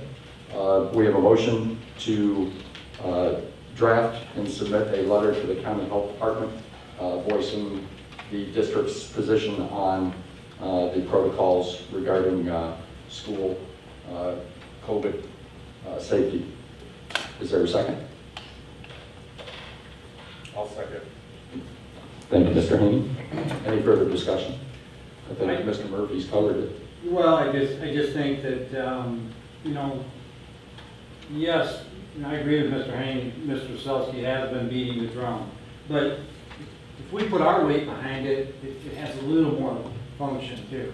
I mean, he speaks for the district, but, you know, we also have a role here to speak for the district too. So I think it could not hurt for us to get behind a letter of displeasure for their actions, and they're not reacting. As we heard before, the CDC recommendations are just that. They're not law. The only thing that becomes law is when the health department starts doling out their initiatives. So, you know, the bottom line is that we don't give feedback to the health department as much as possible, they're going to be less likely inclined to change anything. So I think that this letter would be very, very beneficial as a step in getting things changed. And who knows, maybe in the next 2 weeks, we'll see some change. And they'll finally realize that kids don't pass this disease, and kids don't get this disease, and they can be better off by having a healthy environment to live in every day, not just mentally or physically, but mentally too, so they could interchange with their friends in a normal fashion. Thanks, Mr. Murphy. Thanks. Okay, so we have the motion and support to draft. Did you have a comment? Yeah, I'll just say, if there's a draft on the table to review, I'm certainly open to it. I think that we've all, I feel like, you know, the society in general has been leaning on what the CDC guidance comes out throughout this pandemic, and, you know, for this, I think this most recent change caught a lot of people off guard, from organizations to businesses to, and Dave, I think, put it pretty well. People, you know, all these organizations are left flailing to figure out how to interpret it for their particular organization. So I think to put a little more emphasis on the health department to you know, interpret what they're going to do with the CDC changes and how that should funnel into what the guidance for the school district is going to be is warranted. I think it makes sense. So. Thanks, Jerry. Yeah, I guess I just, you know, kind of the more I think about this too, I think that maybe the focus of this communication should be like looking forward, like looking towards the next school year, you know, and what the expectations are going to be versus, you know, right now, because I do feel like as the guidelines have been changing quickly, and yes, Genesee County hasn't always been quick to jump right on the bandwagon with CDC. I would also, I know that other counties around us, I mean, people are still wearing masks at school all over the state, right, in all businesses. This is not like something that's happening just in Genesee County. So it's still happening as a commonplace all over our state, all over neighboring states.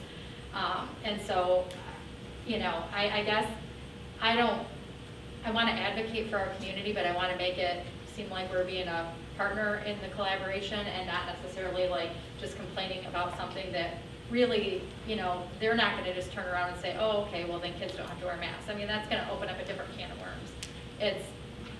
And I don't necessarily think, like Mr. Murphy does, that it's over 50% of our community. Maybe it is, maybe it's not, but I don't know how one would come to that realization. I mean, as we know, this year, every decision that's been made, you know, you have certain people here and certain people here, and I'm not going to try to count how many are on each side, right? So I think that would be kind of, you know, hasty of us to make that assumption as well.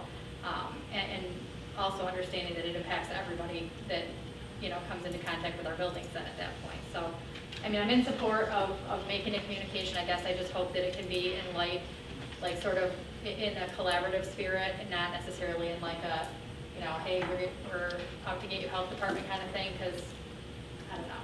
I guess it's not going to, in my mind, that's not going to help us down the road. we need to maintain collaborative, and so we're not like a target for them moving forward either. Thanks. Any comments? No? All right. All right, then we will vote on the motion with support to adopt a letter for the Genesee County Health Department addressing our concerns for their handling of the school K-12 COVID protocols. All those in favor, say aye. Aye. Opposed? Motion carried.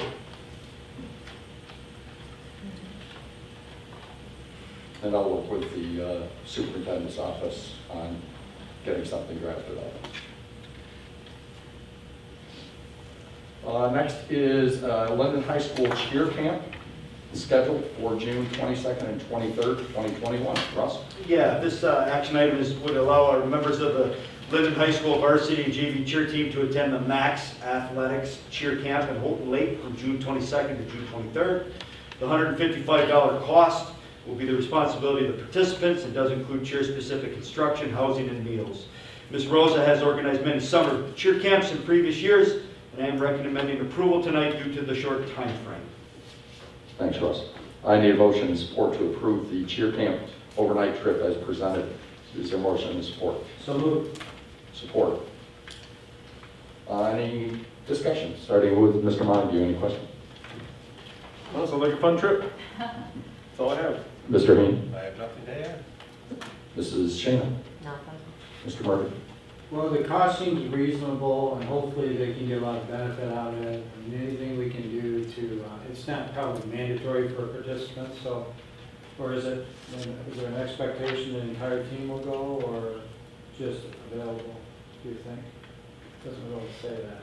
Well, they're offering it up to the varsity and the JV cheer teams. Yeah. So I don't know the exact number, but I would assume Generally, they do that fundraisers most of the team attends. That most of the team attends. Yeah, I'm just saying, is it mandatory in case somebody was No, it's not available to go, they were going on vacation? that Camps are week? mandatory. No, okay. So in that case, I think there's an out for a person that, for whatever reason, didn't want to benefit, but I think these camps can have a benefit to the participants to be better cheers or better whatever the camp is for. So I think it's reasonable, and I think we should do it. Mrs. Lynn? Yeah. Nope. Yeah, I know the team, the competitive cheer team had good performances this year, so it's nice to see programs getting back to normal. So I think this is very good for them. So we have a motion and support to approve the overnight camp. All those in favor say aye. Aye. Opposed? Motion carries. Discussion items, the handbooks for 21-22. Russ? Yeah, and so just to give some brief background, typically we bring these earlier in the year to the board.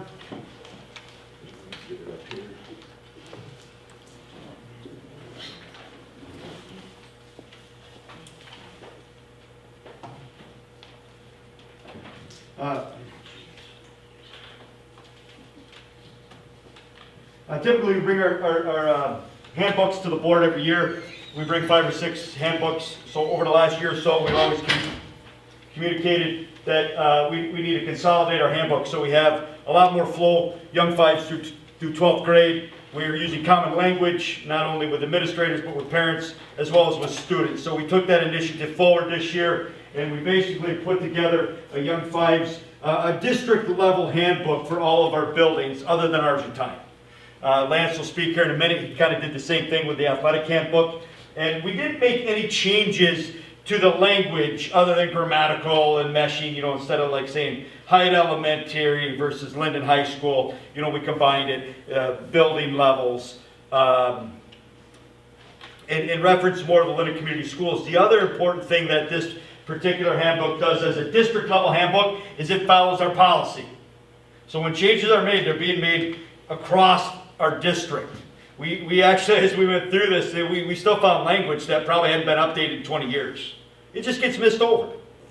Again, obviously against our policy. Not only that, with this particular handbook, we call it interactive, but we're getting to the point now, like you can click on as a parent or community member or principal, teacher, student, you can click on the particular section or page you want and it goes right to it. So that would be on our website for everybody. It's just a click away. There it is. We still have a little bit of editing to do because our next step is to go through, obviously, rework our page numbers.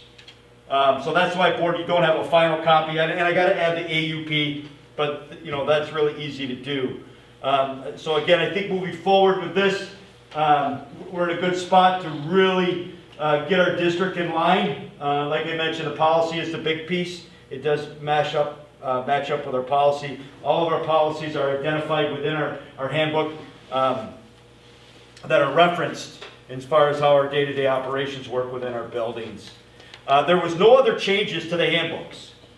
Even sometimes we have some, maybe some discipline or scheduling things.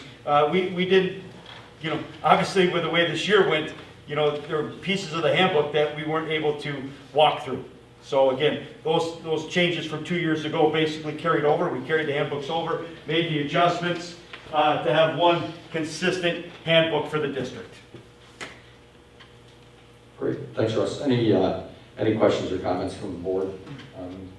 I'll just make a quick comment. I started going through it. I think it's a huge undertaking. This thing's like 70 pages, and so for the work that Mr. Saselski's done already is pretty impressive. And I have some ideas. I'm going to keep going through it. I've worked on some things like this for work and for church and whatnot. And I think there might be an opportunity even. This is going to be more of an online base that you could put in some hyperlinks to, to pointers for, say, some of like the Linden Community Schools website, where you could point to the current board members instead of having to constantly update the list when we have changes like we're about to have here. So I think there's some opportunities to enhance the some of the hyperlinks and whatnot. So I think this is a great first draft, and I think it's really going to be really great stuff. Application forms that sometimes you don't know where they're at. Like that, you can see the links, you click on it, goes right to our form. Yeah, that's great. Yep, that's all I have. Thanks. Any other questions, Mr. Murphy? Yeah, Mr. Selski, had a huge problem last year when we ran in that pilot exam exemption for the high schoolers, not just seniors, but all grades. Yes, sir. That was supposed to have been for this year, I think. Correct. 2021. I see in here it's showing an exemption for 21-22. So this would be a second year on this pilot. Correct. The pilot was never enacted this year. Right. That's what. Yeah, so that's why we talked to Mr. Dretzky. He wanted to carry everything through, including that. So, yeah, one of the reasons they put it in there was attendance-based to help students. Right. Okay. So we'll revisit this hopefully next year with some kind of, again, I encourage my fellow board members to really study whether this is in the best interest of our kids, to allow them to opt out of tests just because they're 70%. Or take the test and then do poorly on it and not hurt the grade. I mean, that's insane. What section is that, Mr. Murphy? Well, this is on page 20. Assessment. Is it attendance or assessment? Okay. 2021, I believe, yeah. Okay. Yeah, other than that, so yeah, we'll give it a, I'm still opposed to it. Understandable. Yep. All right, any other questions? All right, this will be up for approval the next meeting? Yeah, and board, like I said, it's not a completed copy yet. Like I said, we still have to add the AUP, and then our next step is to go through and, obviously connect the page numbers with the headings, so it's much easier to navigate with the handbook itself. So we will have that too, obviously, by the next board meeting. Great. Next item is the 8th grade Washington DC trip in spring 2022. Russ? Yeah, no, it's, What about the Linden Athletic? oh, I forgot athletics. Oh, I'm sorry. Sorry. Yeah. Lance is out patient over there. I was gonna say thank you. So Lance, Go home, Lance. Lance did something very similar with the athletic handbook, the middle school and high school. They were almost identical to begin with. So Lance went ahead and take a look at the two handbooks again to try to make more of a district level handbook. But I think he has some changes that he wanted to go over with the Yeah, board. this one was a little bit shorter. I think it was like 22 pages. First of all, nice to see people in person. There's a couple of you that I have not ever seen. So, It is, now the next step will hopefully be no And now mask, you're and then I'll get to disappointed. recognize you. So, I looked, when Russ asked me to do this, they were basically the same handbook. There was just a little bit of difference verbiage between the middle school and high school ones. So I was able to combine them relatively easily. There are a couple adjustments that I would like to make just from being here for 4 or 5 months and looking at them and kind of going through both handbooks, through the whole thing. First one being the transportation. The way we do it now is if a student athlete is not going to ride the bus, they have to get a transportation waiver for that specific event 24 hours in advance. And I think it's a lot for one, parents to do, and two, it's just a lot for it to go through the office. So I created a sign-out sheet where they are able to ride the bus to the game, and then after the event, they sign out with the coach and they can go home with their parent. It's very simple. I have used something like this in the past. All the verbiage is correct as far as legal things, but I did put that in there, updated that. The next thing was dual participation. It's on page 14. This one, I had already ran into a little issue with this, with choosing a primary and secondary sport, and really, kids were able to do it, but the primary sport had all power to basically do or punish kids if they were going to their secondary sport. So I put in a couple bulletin points as far as when there's conflicts. First one being if there was a conflict between the two practices, the athlete would attend the primary practice. The second one would be a primary competition and secondary competition. They would go to their primary competition. Third one being primary competition and secondary practice. They would go to their primary competition. The only time they would go to their secondary is if it is a primary practice and secondary competition. So let's say we're doing a track and soccer. Okay, soccer is your primary, track is your secondary. There's a track meet. You are allowed to go to the track meet without getting punished to go to soccer, or football and soccer, whatever it is. So it's just clears it up a little bit, because from what I have seen and heard just talking, that there was a lot of gray area with this, and it was a little bit easier for me to communicate with coaches. Next one, page 17, athletic eligibility. This is due to virtual online classes. We haven't had anything in the athletic handbook as far as eligibility goes with our weekly eligibility, and basically this year we've been trying to figure it out just like everything else. But it states that students enrolled in online classes, they must be passing the class and also following the pacing guide. A couple situations I've got into already this year is parents calling me, oh, my kid has a 98%, but they only have a 98% in the 4% that they've completed. They're supposed to be at 60% completed. So I want to be able to have a backbone on that and not have to back down when that is said, because they do see a percentage, but it just needs to be looking at both of the percentages. And then the last minor one was we just added in collecting participation fees on e-fund, because it said all funds are collected in the athletic office. So change it to the athletic office in the high school, main office in the middle school, and on e-funds. So everything else has been basically combined. Any questions or comments for Linden?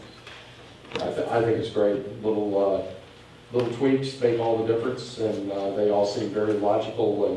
And the biggest thing is, I think you said it, put a little bit of teeth or backbone behind it. Yep. And things that are supportable for you as the AD and for the coaches, and also for the student athlete with that secondary primary relationship. You're getting whipped back and forth by a coach, and you're trying to please two bosses, so to speak. Yep. So I think that's great. Mrs. Law. Yeah, I agree that these changes are all good. One question that came to mind with regard to the primary and secondary, and this may be like out in left field, so if it is, you can just leave me out there. Okay. But as far as, so I understand it with regard to sports, but what if it's like a non-athletic thing, like robotics or quiz bowl or something honor society related? What if it's something, they have to choose now between going to, soccer practice or, a robotics competition or something? I don't know how often that comes up. Right. I'm just wondering if that's something we can kind of keep in the back of our minds as we move forward with this, because I could see that being a potential conflict for students, because for whatever reason, right, wrong, or indifferent, it seems like athletics always like trumps Right. other activities with a lot of students. As much as I want to just leave you in left field and not answer it, I'll try my best. Okay. I think with a situation like that, communication is going to be key right from the get-go. And anytime dual sports, it comes up, and I've had a couple this spring, I sat down with coaches and players, and if it's communicated from the get-go and not a day-to-day, like, oh, I need to go here now, and this coach is left out, or this club organizer is left out in left field, I don't think it should be an issue as long as it's communicated. But I honestly don't know if that's happened before. And this may not be the appropriate place for it either. I was just thinking it might, down the road, maybe that's something to consider including in this area, so it seems inclusive of all school activities, not Right. just sports. No, that makes sense. That does make sense. Thank you very much. Thanks for bringing that thought up, Mrs. White, because I think, don't we have it in our regular handbook that academics trumps everything? If you've got a required part of your, it could be slightly outside the school day, but it's required for your class, wouldn't that automatically trump any practice and/or athletic event? Because I'm thinking, Again, it would if it got down to that point, but I think what we've been able to do over the past, because everything from like, Mrs. St. Clair with the video, the yearbook stuff, we have run into some conflicts at times. But like Lance says, usually through communication, we have been able to work that out over the years, so we haven't put a student in a situation where they have to choose. But at the same time, we're the ones offering these options up to students. Yeah, no, I'm Making sure we have that solution, as Lance has talked, as Ms. Luck, as yourself, and so far through the communication process at any level, we've been able to solve, where there hasn't been a consequence, good or bad. okay. Well, I just echo Mr. Mager and Mrs. Luck's comments. I love the changes. I think they make a lot of sense, and they give our kids the best chance to be successful at everything they want to do. So, thanks. Good. Any other questions? All right, cheers. Thank you, Lance. Yep, no problem. That affected the last. All right, now we can move on to the 8th grade Washington DC trip. Sorry. So again, the Linden Middle School would like to reconvene the annual 8th grade Washington DC trip through Bright Spark. This is the same company we've used for as long as we remember. The total cost of the trip is approximately $898 per student, which includes the DC activities, transportation, food, lodging, and trip insurance, which is new. For the 2021-22 school year, the trip has been scheduled for the spring of 2022. Great. Any comments? Mrs. Luck, we'll start with you. I guess I just want to comment that I was really excited to see this on the agenda. I'm glad that it's going to continue to happen. I think it's really smart to push it off to spring, and I'm also well in advance grateful for the proposers, Mr. Pouch, Mrs. Baldridge, and Ms. McBride. This is not an easy undertaking, and it's just a lot, from organizing it, to answering questions, to actually being available on the trip, and all the things that go. But it's an amazing opportunity for our students, and it's unfortunate that this year's got waylaid probably for most students around the state or around the country that do these types of trips. But I was really glad to see that we're looking to reinstate it next spring. So thank you, Mr. Pouch and team. Mr. Haney or Mr. Montague? Ms. Montague? I hope everything Ms. Luck said. I got to go on the last one, and it was fantastic. And man, it is a huge lift. You can just tell, and it's well organized, and there is a lot that goes into that trip. But you get to see a lot in a very short amount of time, and I agree. It's smart to. I applaud the effort to still at least put it on the calendar, even if it's delayed from usual. But I think that's a really good move. So yeah, we appreciate it, and thanks. Ms. Shane, anything?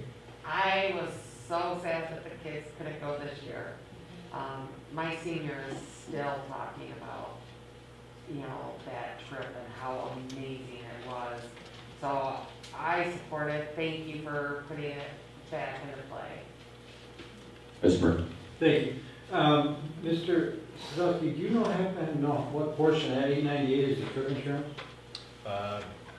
Rob, you, In previous years, it's been approximately $79. $75-ish? I don't know if their rates went up for next year, but give or take a few dollars. You know, the only thing, I love the Washington DC trip. I got to go on it once to one of my kids, but I don't like the way Washington DC looks right now. I don't think that's a quality experience for our kids to see. So, I'm a little concerned. I mean, hopefully it's cleaned up, back to normal. I mean, this is like 9 months from now, probably. So, I think there's probably a good chance it will be. But to go see like some sort of a fortress, that's not Washington DC as I think we need to perceive it or see it, especially these kids. Because that's probably the only time they would actually see it. They probably won't see it on the news. So the trip insurance will allow anybody to opt out, Mr. Stelsky, at any time? I mean, up to a certain time, is that how that Up to a works? certain time, that's my understanding. Does that change the cost though, if say we lose 30% of the people, because it's still the same as it is now, and they go, so, you know, we don't have a full 2 buses, we got 1 bus, or, you know, how does that all work? I don't know exactly how all that works. Yeah. Typically, we've had to cap it for busing purposes, so I'm assuming, based on the work like Caitlin's Ride and what they've done is, you know, used our past trends, our students. I think we are gonna allow, potentially, correct me if I'm wrong, Rob, more parents this time around to help, you know, again, getting back to, you know, what we were used to. So I don't know how many buses, maybe 3 or 4 this time compared to the 2 or 3 last time. And so that pricing is based on that model. Sure. Well, that's my concern. I mean, I think that it's a great trip if it's normal, but if it's not, I wonder really how beneficial it's going to be. So I just would like to have people that have an option to get out without losing much money, if they choose to perceive it that way. So I guess we're going to approve this today. No, this is discussion only. Okay, good. It'll All come right, well, back at maybe the get next some meeting. clarification on the timelines for committing and getting money in and out, and how it might affect if we had a dramatic drop. Just from my memory, Steve, a couple years ago when I went on the trip, it was like an add-on cost to add additional insurance, Yeah. so you could back out till the last minute if you wanted to. But we're not Um, pricing it that way this time. We're pricing it as one price that includes trip insurance. It's not Well, optional. the company might be requiring trip insurance Right. after this past year, would be my guess, and maybe why it's being done that way. Mhm. People also had the option to add trip insurance on after the fact of their initial down payment in the past. So I Yeah. haven't looked into too many of the details of how it's being done right now, but I would guess that as long as people have the insurance, they can back out at the last minute if they want to, and it won't impact the cost for everybody else. No, but they would I probably can get lose that information. certain money.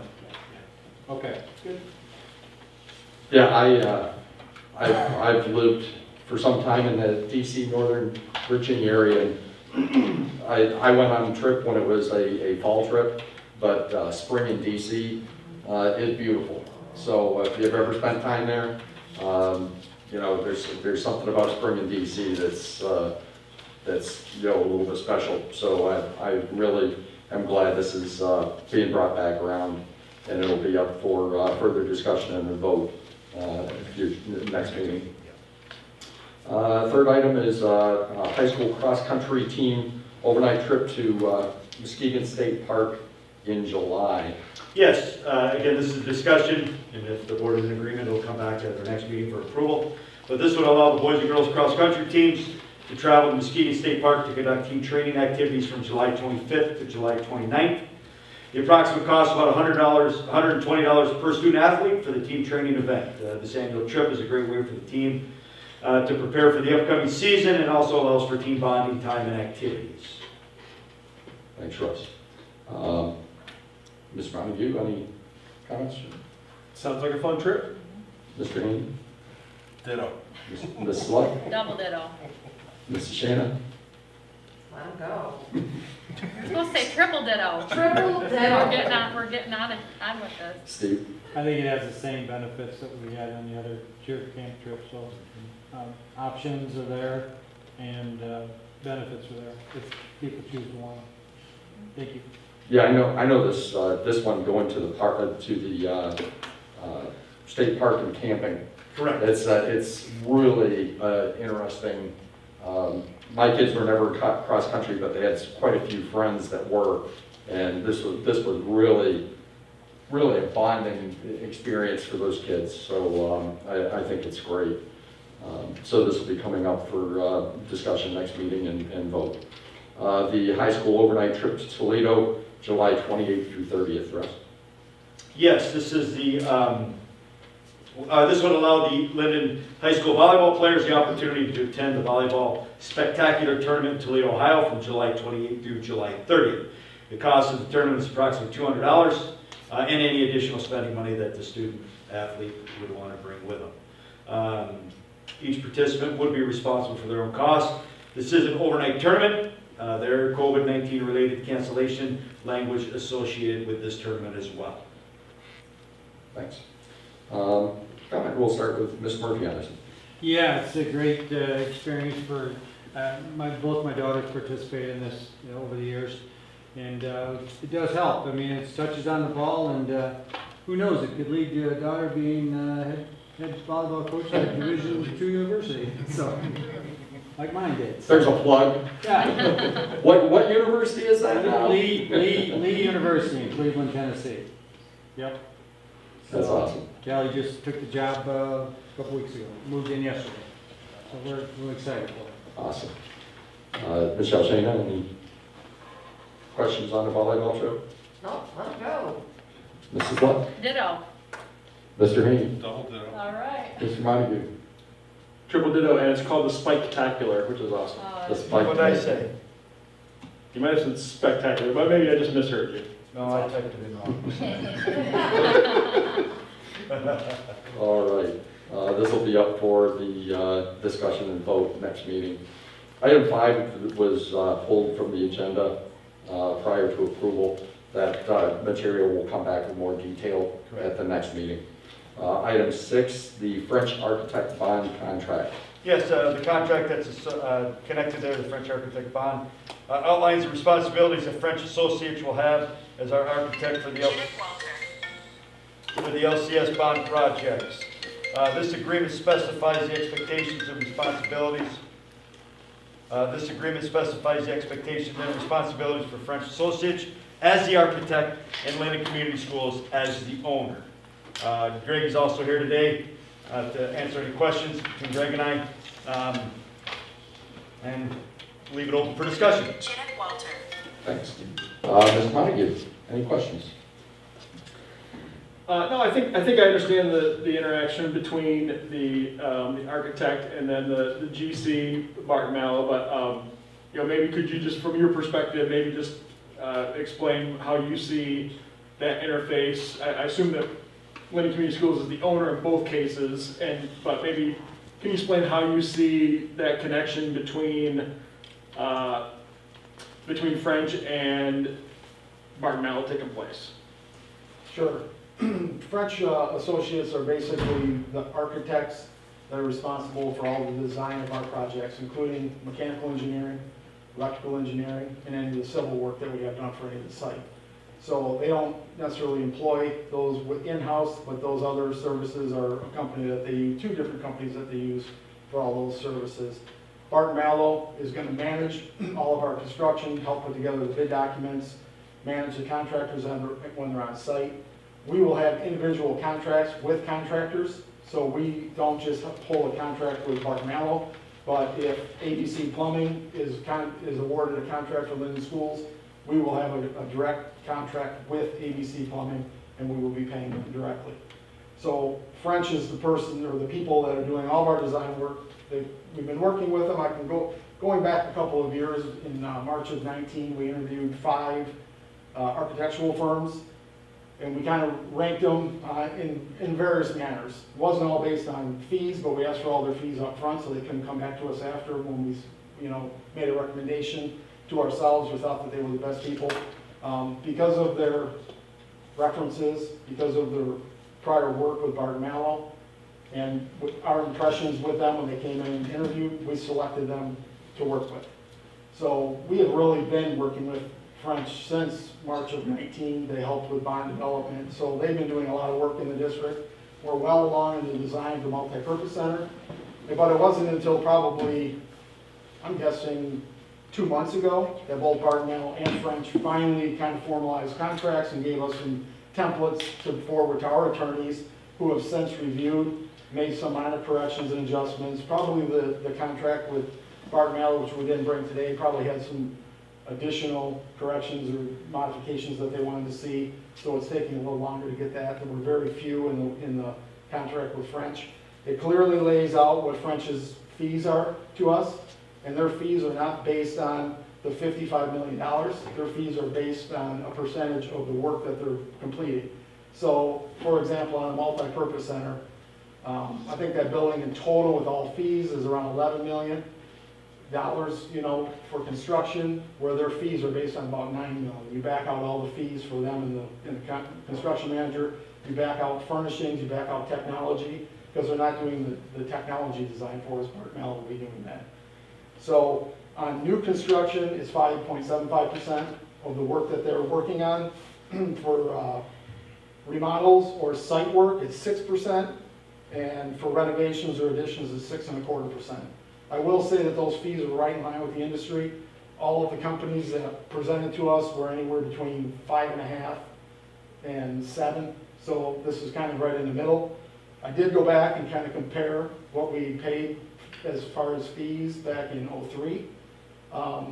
And based on the total bond amount of $35,665,000, we paid 5.3% to the architect of that total, and we paid 5.44% to the construction manager. And when I calculate what the fee should be for French, in this case, it's going to equate to about 3.8% of our total. Biennial, which we'll bring to you later, is going to be more in line with where they were last time. So I think it's a fair deal. Our working relationship with them so far has been very good. They have been very thorough on the design of some new buildings, so I see no issues. Yeah, in my day job, I work for a commercial real estate company, and so we have a project arm, and so I touch a little bit of this at a different level, but yeah, when I saw some of those percentages, I thought it was very fair, and like you said, right in line with the industry, and yeah, I think the way that you got the separation between what the architect and the GC does is really, it's laid out really well for success, so yeah, it's good to me, thanks. Thank you. Mr. Haney, any questions? My question is Biennial, this is obviously, we took it off the agenda, so today we're only dealing with French architects. I don't have anything for them. So, all my questions are Biennial driven, so I'll leave it be for now. Thanks. Mrs. Linden? Just thanks for sharing the information, and this kind of stuff is not in my normal wheelhouse, so I appreciate you providing it. I appreciate the questions of some of our colleagues here to get a deeper understanding, and I just appreciate all the time you've put into working this out. I trust that you're, always doing what's in the best interest of the district, and I think this looks like a reasonable deal, so thank you. Mrs. Shane? Nothing, thank you. Mr. Murphy? Yeah, Mr. Vidal, the only concern I have is, you talk about the percentages, and they do look good, but they're based on inflated building costs, though. So the same building that we built 20 years ago was built more economically because the cost of materials were down, cost of everything was down compared to what the same square footage type thing, or I know you can't really compare square footages because no buildings are identical. But that's my only concern is, so I think we got to temper our enthusiasm on how great of a deal we're getting, in the sense that, because it is based on the value of the project and not the value of the job. No, I understand. But I think looking at the prices that were basically offered up to us from these other firms, that they're right in line with what the industry standard is. Yeah. So I'm saying, from that perspective, I'm not saying we're getting the greatest deal. I think we're getting a fair deal. I think it's what the industry is kind of paying. I also understand that, Again, when I look at a job like this, you're designing a job. Whether the building costs are at 100% or 150% for the materials, it's still the same job. So, you're kind of paying. No, I know what you're saying. I understand what you're saying. But you feel like you've negotiated down a number, which allows for the extra growth and the cost and keeps you in line with what we did in the past. Okay, it sounds like to me. Yeah, and I think when you look at the percentages, their costs obviously as an industry have went up too. People costs, the people that work for them or their employee are more expensive than they were back in '03, so Yeah. it's all comparable. I'm saying when we looked at the 5 companies, there wasn't one that was at 3.5%, and we're choosing a company that averages 6% for our construction. I'm saying, they're right in line with where the industry is. I think they were probably, in our opinion, they were a step above some of the competition from their locale, and from the amount of work that they do locally in Southeast Michigan. They do a ton of work, in a very reputable firm. Okay, that's all for me, thanks. Yeah, thanks, Greg. Yeah, from what I've seen, all of their, kind of conceptual work they put together for us when we were leading into and proposing and, putting out there what the bond would encompass as far as project work. I think what they did was great. And from what I've seen so far, their willingness to, adapt to what this is the footprint, this is what the building is. Okay, well, we needed to do this. We need to move this area to that end. We need to change the dimensions. We need to, it's not like they've tried to ramrod anything. No, It seems like they've been very receptive to all the stakeholders to give input and to be responsive to that and to stay within, reasonable budgetary, expectations from the district. Absolutely. Yeah, they're very driven by committee. They want to do what's right for Linden. They are not trying to put their stamp on a building or facility or Linden. They're not trying to create, turn this into French. They want it to be, a product when it's all said and done that's right for Linden. So, the people that we've worked with so far, and I think through the process, we're probably going to be working with most of the same people. I feel very comfortable at this point with where we're at with them. Great. All right, this will be on the next meeting's agenda for approval. And then you'll have the other information, and more than likely will be coming back on the Barton Mallow portion of it. All right, thanks, Greg. Second portion of the meeting for public comments. Are there any more cards? Seeing none. All right. Board reports and announcements. We'll start with Ms. Shana. Any? No, I just want to say of all the board meetings we have all year long, this one is my all-time favorite. Just seeing all the kids that it's amazing. I mean, really, if you think about it. And a lot of them were athletes too, and that's hard to give school 150% and give a sport 150%. I just see these kids, it's awesome. Absolutely. Mr. Murphy? Yeah, ditto Mrs. Shana's comments there. The idea that, what I feel about the fact that academics is very important to this district. I mean, the sports are great, and all the other extracurricular activities are great, and they can lead to careers. But, the academic is the foundation for any career too, to have strong academic knowledge in all different areas. And that's really what you're showing when you participate in this kind of event tonight, is that you're a top-end student. You're not just good at one thing and not good at the other. So I really like that part about it. But yeah, exactly. It's my favorite meeting of the year. Seemed like we had a great turnout tonight with both with the kids and the parents. It's hard to say being in the gym for the first time, usually in an auditorium. So it just seemed like there was more parents there. I don't know, maybe I'm wrong, but it was great. So I'm glad that they got a chance to see everybody together. I'm glad Mr. Dresky was able to come up with a way to pull this thing off and meet our limitations. So that's really all for me. So thanks again for tonight. Ms. Brennan? Yeah, thanks for starting with that, Ms. Shana, because I felt when we were out there, I thought, wow, this is why we do this. And just to hear the list of accomplishments, sometimes the kids were all the way over the other side of the gym, and then he was still reading off some of the things they were involved with in their accomplishments, and it's just amazing. And it was, yeah, great to see the representation from the parents and you know, wow, it also reminded me of how, you know, we've all gone through a few years of life and life takes a lot of different twists and turns from what you think you're gonna do when you're about ready to graduate. But it's still awesome to hear all of those aspirations and all those things that they're at least gonna plan to do for those first few years before life is gonna twist and turn a little bit. So it was fun to be reminded of all of those initial plans that you have when you're leaving high school before all the twists and turns. So I was very grateful to be a part of that, and it was a lot of fun. So thanks. Mr. Haney? Yes, I've had the opportunity to serve on a couple of scholarship committees, one of them being the Red Close Scholarship, which is $10,000 over a 4-year period. A little disappointed in the amount of children that applied for it, but I'm here to tell you tonight there's some fantastic kids in this community and in the school district, is what was witnessed tonight. Additionally, also Linden Athletic Boosters as well, scholarships. I am happy to report that due to COVID, everybody's a little bit, both times that I was part of the process, everybody's a little bit more lenient on the amount that we're willing to give and the number. So that's a good thing, that benefits more kids.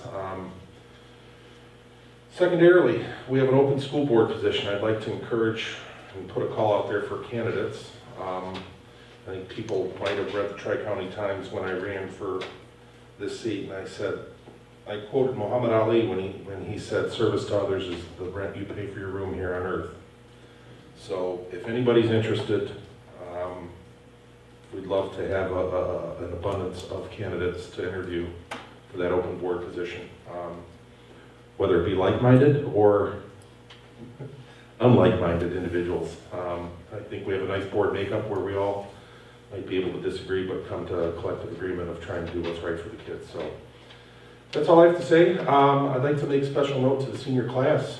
I believe we have 30 or more seniors that have a 4.0 or higher GPA, which is, talking with Mr. Dresky, that's usually right around that 15 to 20 student mark, and apparently we're at 30 or over. So compliments to the staff here at the high school. This is a good graduating class, and I'm excited about it. Much to Jared's story, I had the opportunity to tell a young lady who on her scholarship interview, she stated everything she was going to do with her life. Everything. So I said, I just had to cordially remind her that be prepared to pivot, because it's coming. It's coming. You're going to get a curveball and you're going to have to pivot. So don't be disappointed. Just learn blessed are they that are flexible, right? Because they won't get bent out of shape. So, all right. That's all I have to say. Thank you. Mrs. Luck?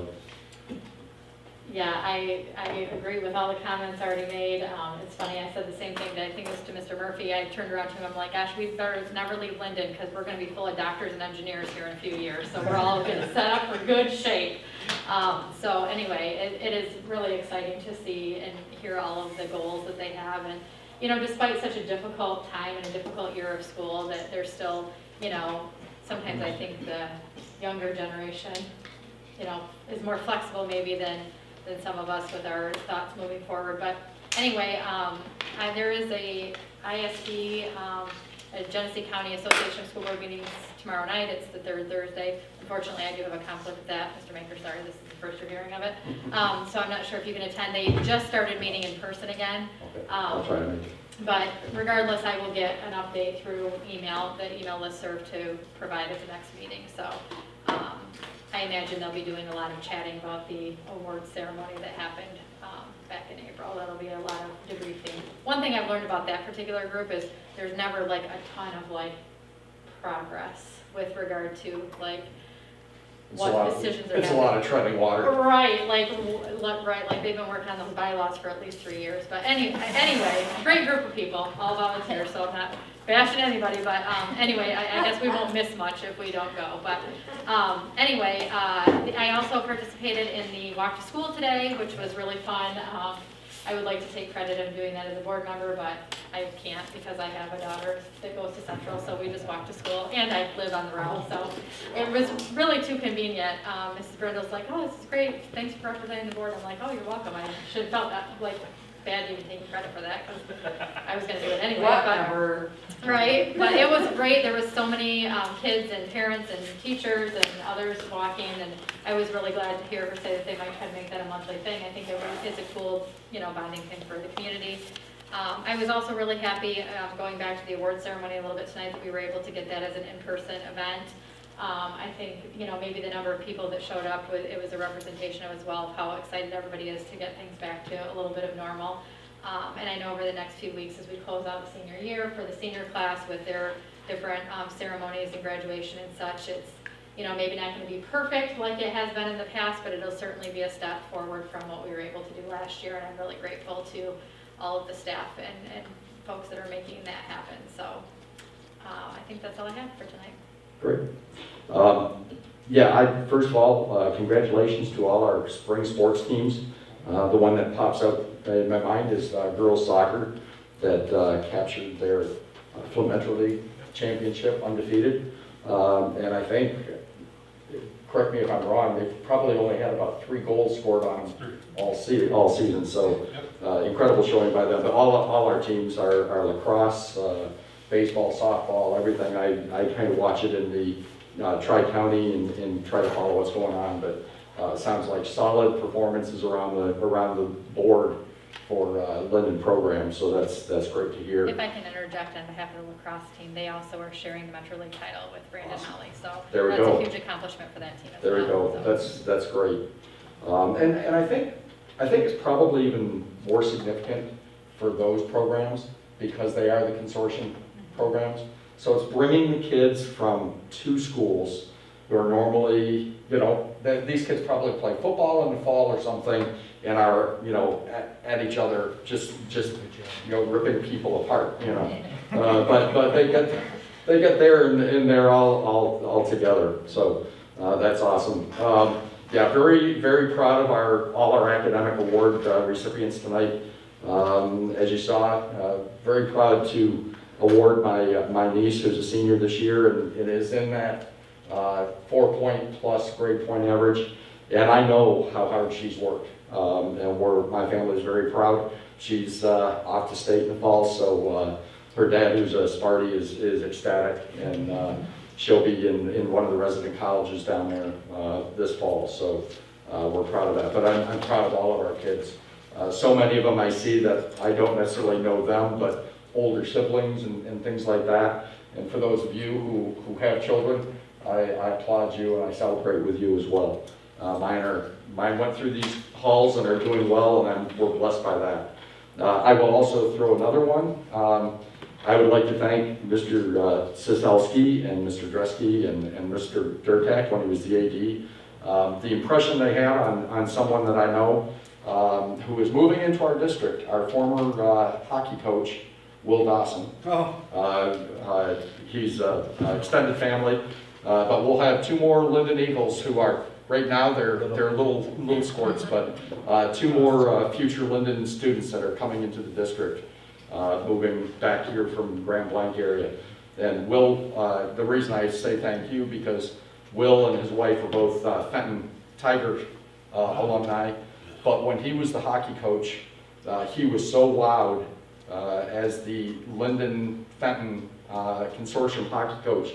He was so won over by our administration and the great job you did. He said there's no doubt that when he had kids, they would be Linden Eagles, and that's where they'd be. So he's holding up to that commitment and moving into the district this summer. So thanks to you guys. That's the impact you have. So that is all I have. Can I have one quick go back? One quick go back. I'm sorry. I had this on my mind, all board reports, and then I got all excited about other things. I guess I know we don't respond to the public, but I just want to talk to the public for a minute. Thank you for being here. It's really great that so many of you, believe it or not, there's so many of you, stuck it around for the end of the meeting. And whether we agree or disagree or see eye to eye in all the situations, I appreciate your collaborative spirit, your advocacy for what you believe, and just for being here. So thank you. I hope you continue to come to the meetings if you're able to. Thank you, Sherry. All right. Can I have a quick go back, Mr. Maker? Sure. With regards to that meeting tomorrow night with the ISD, or with the county school board, right? that might be a good time to float out some ideas on that letter as far as what Davison's doing and what other districts think we should do to put some pressure on the county health department. Try and move this forward. Maybe we can get more than just the two of us sending letters if we plant the seed tomorrow. So, thanks. Great. All right, our meeting stands adjourned. Hallelujah.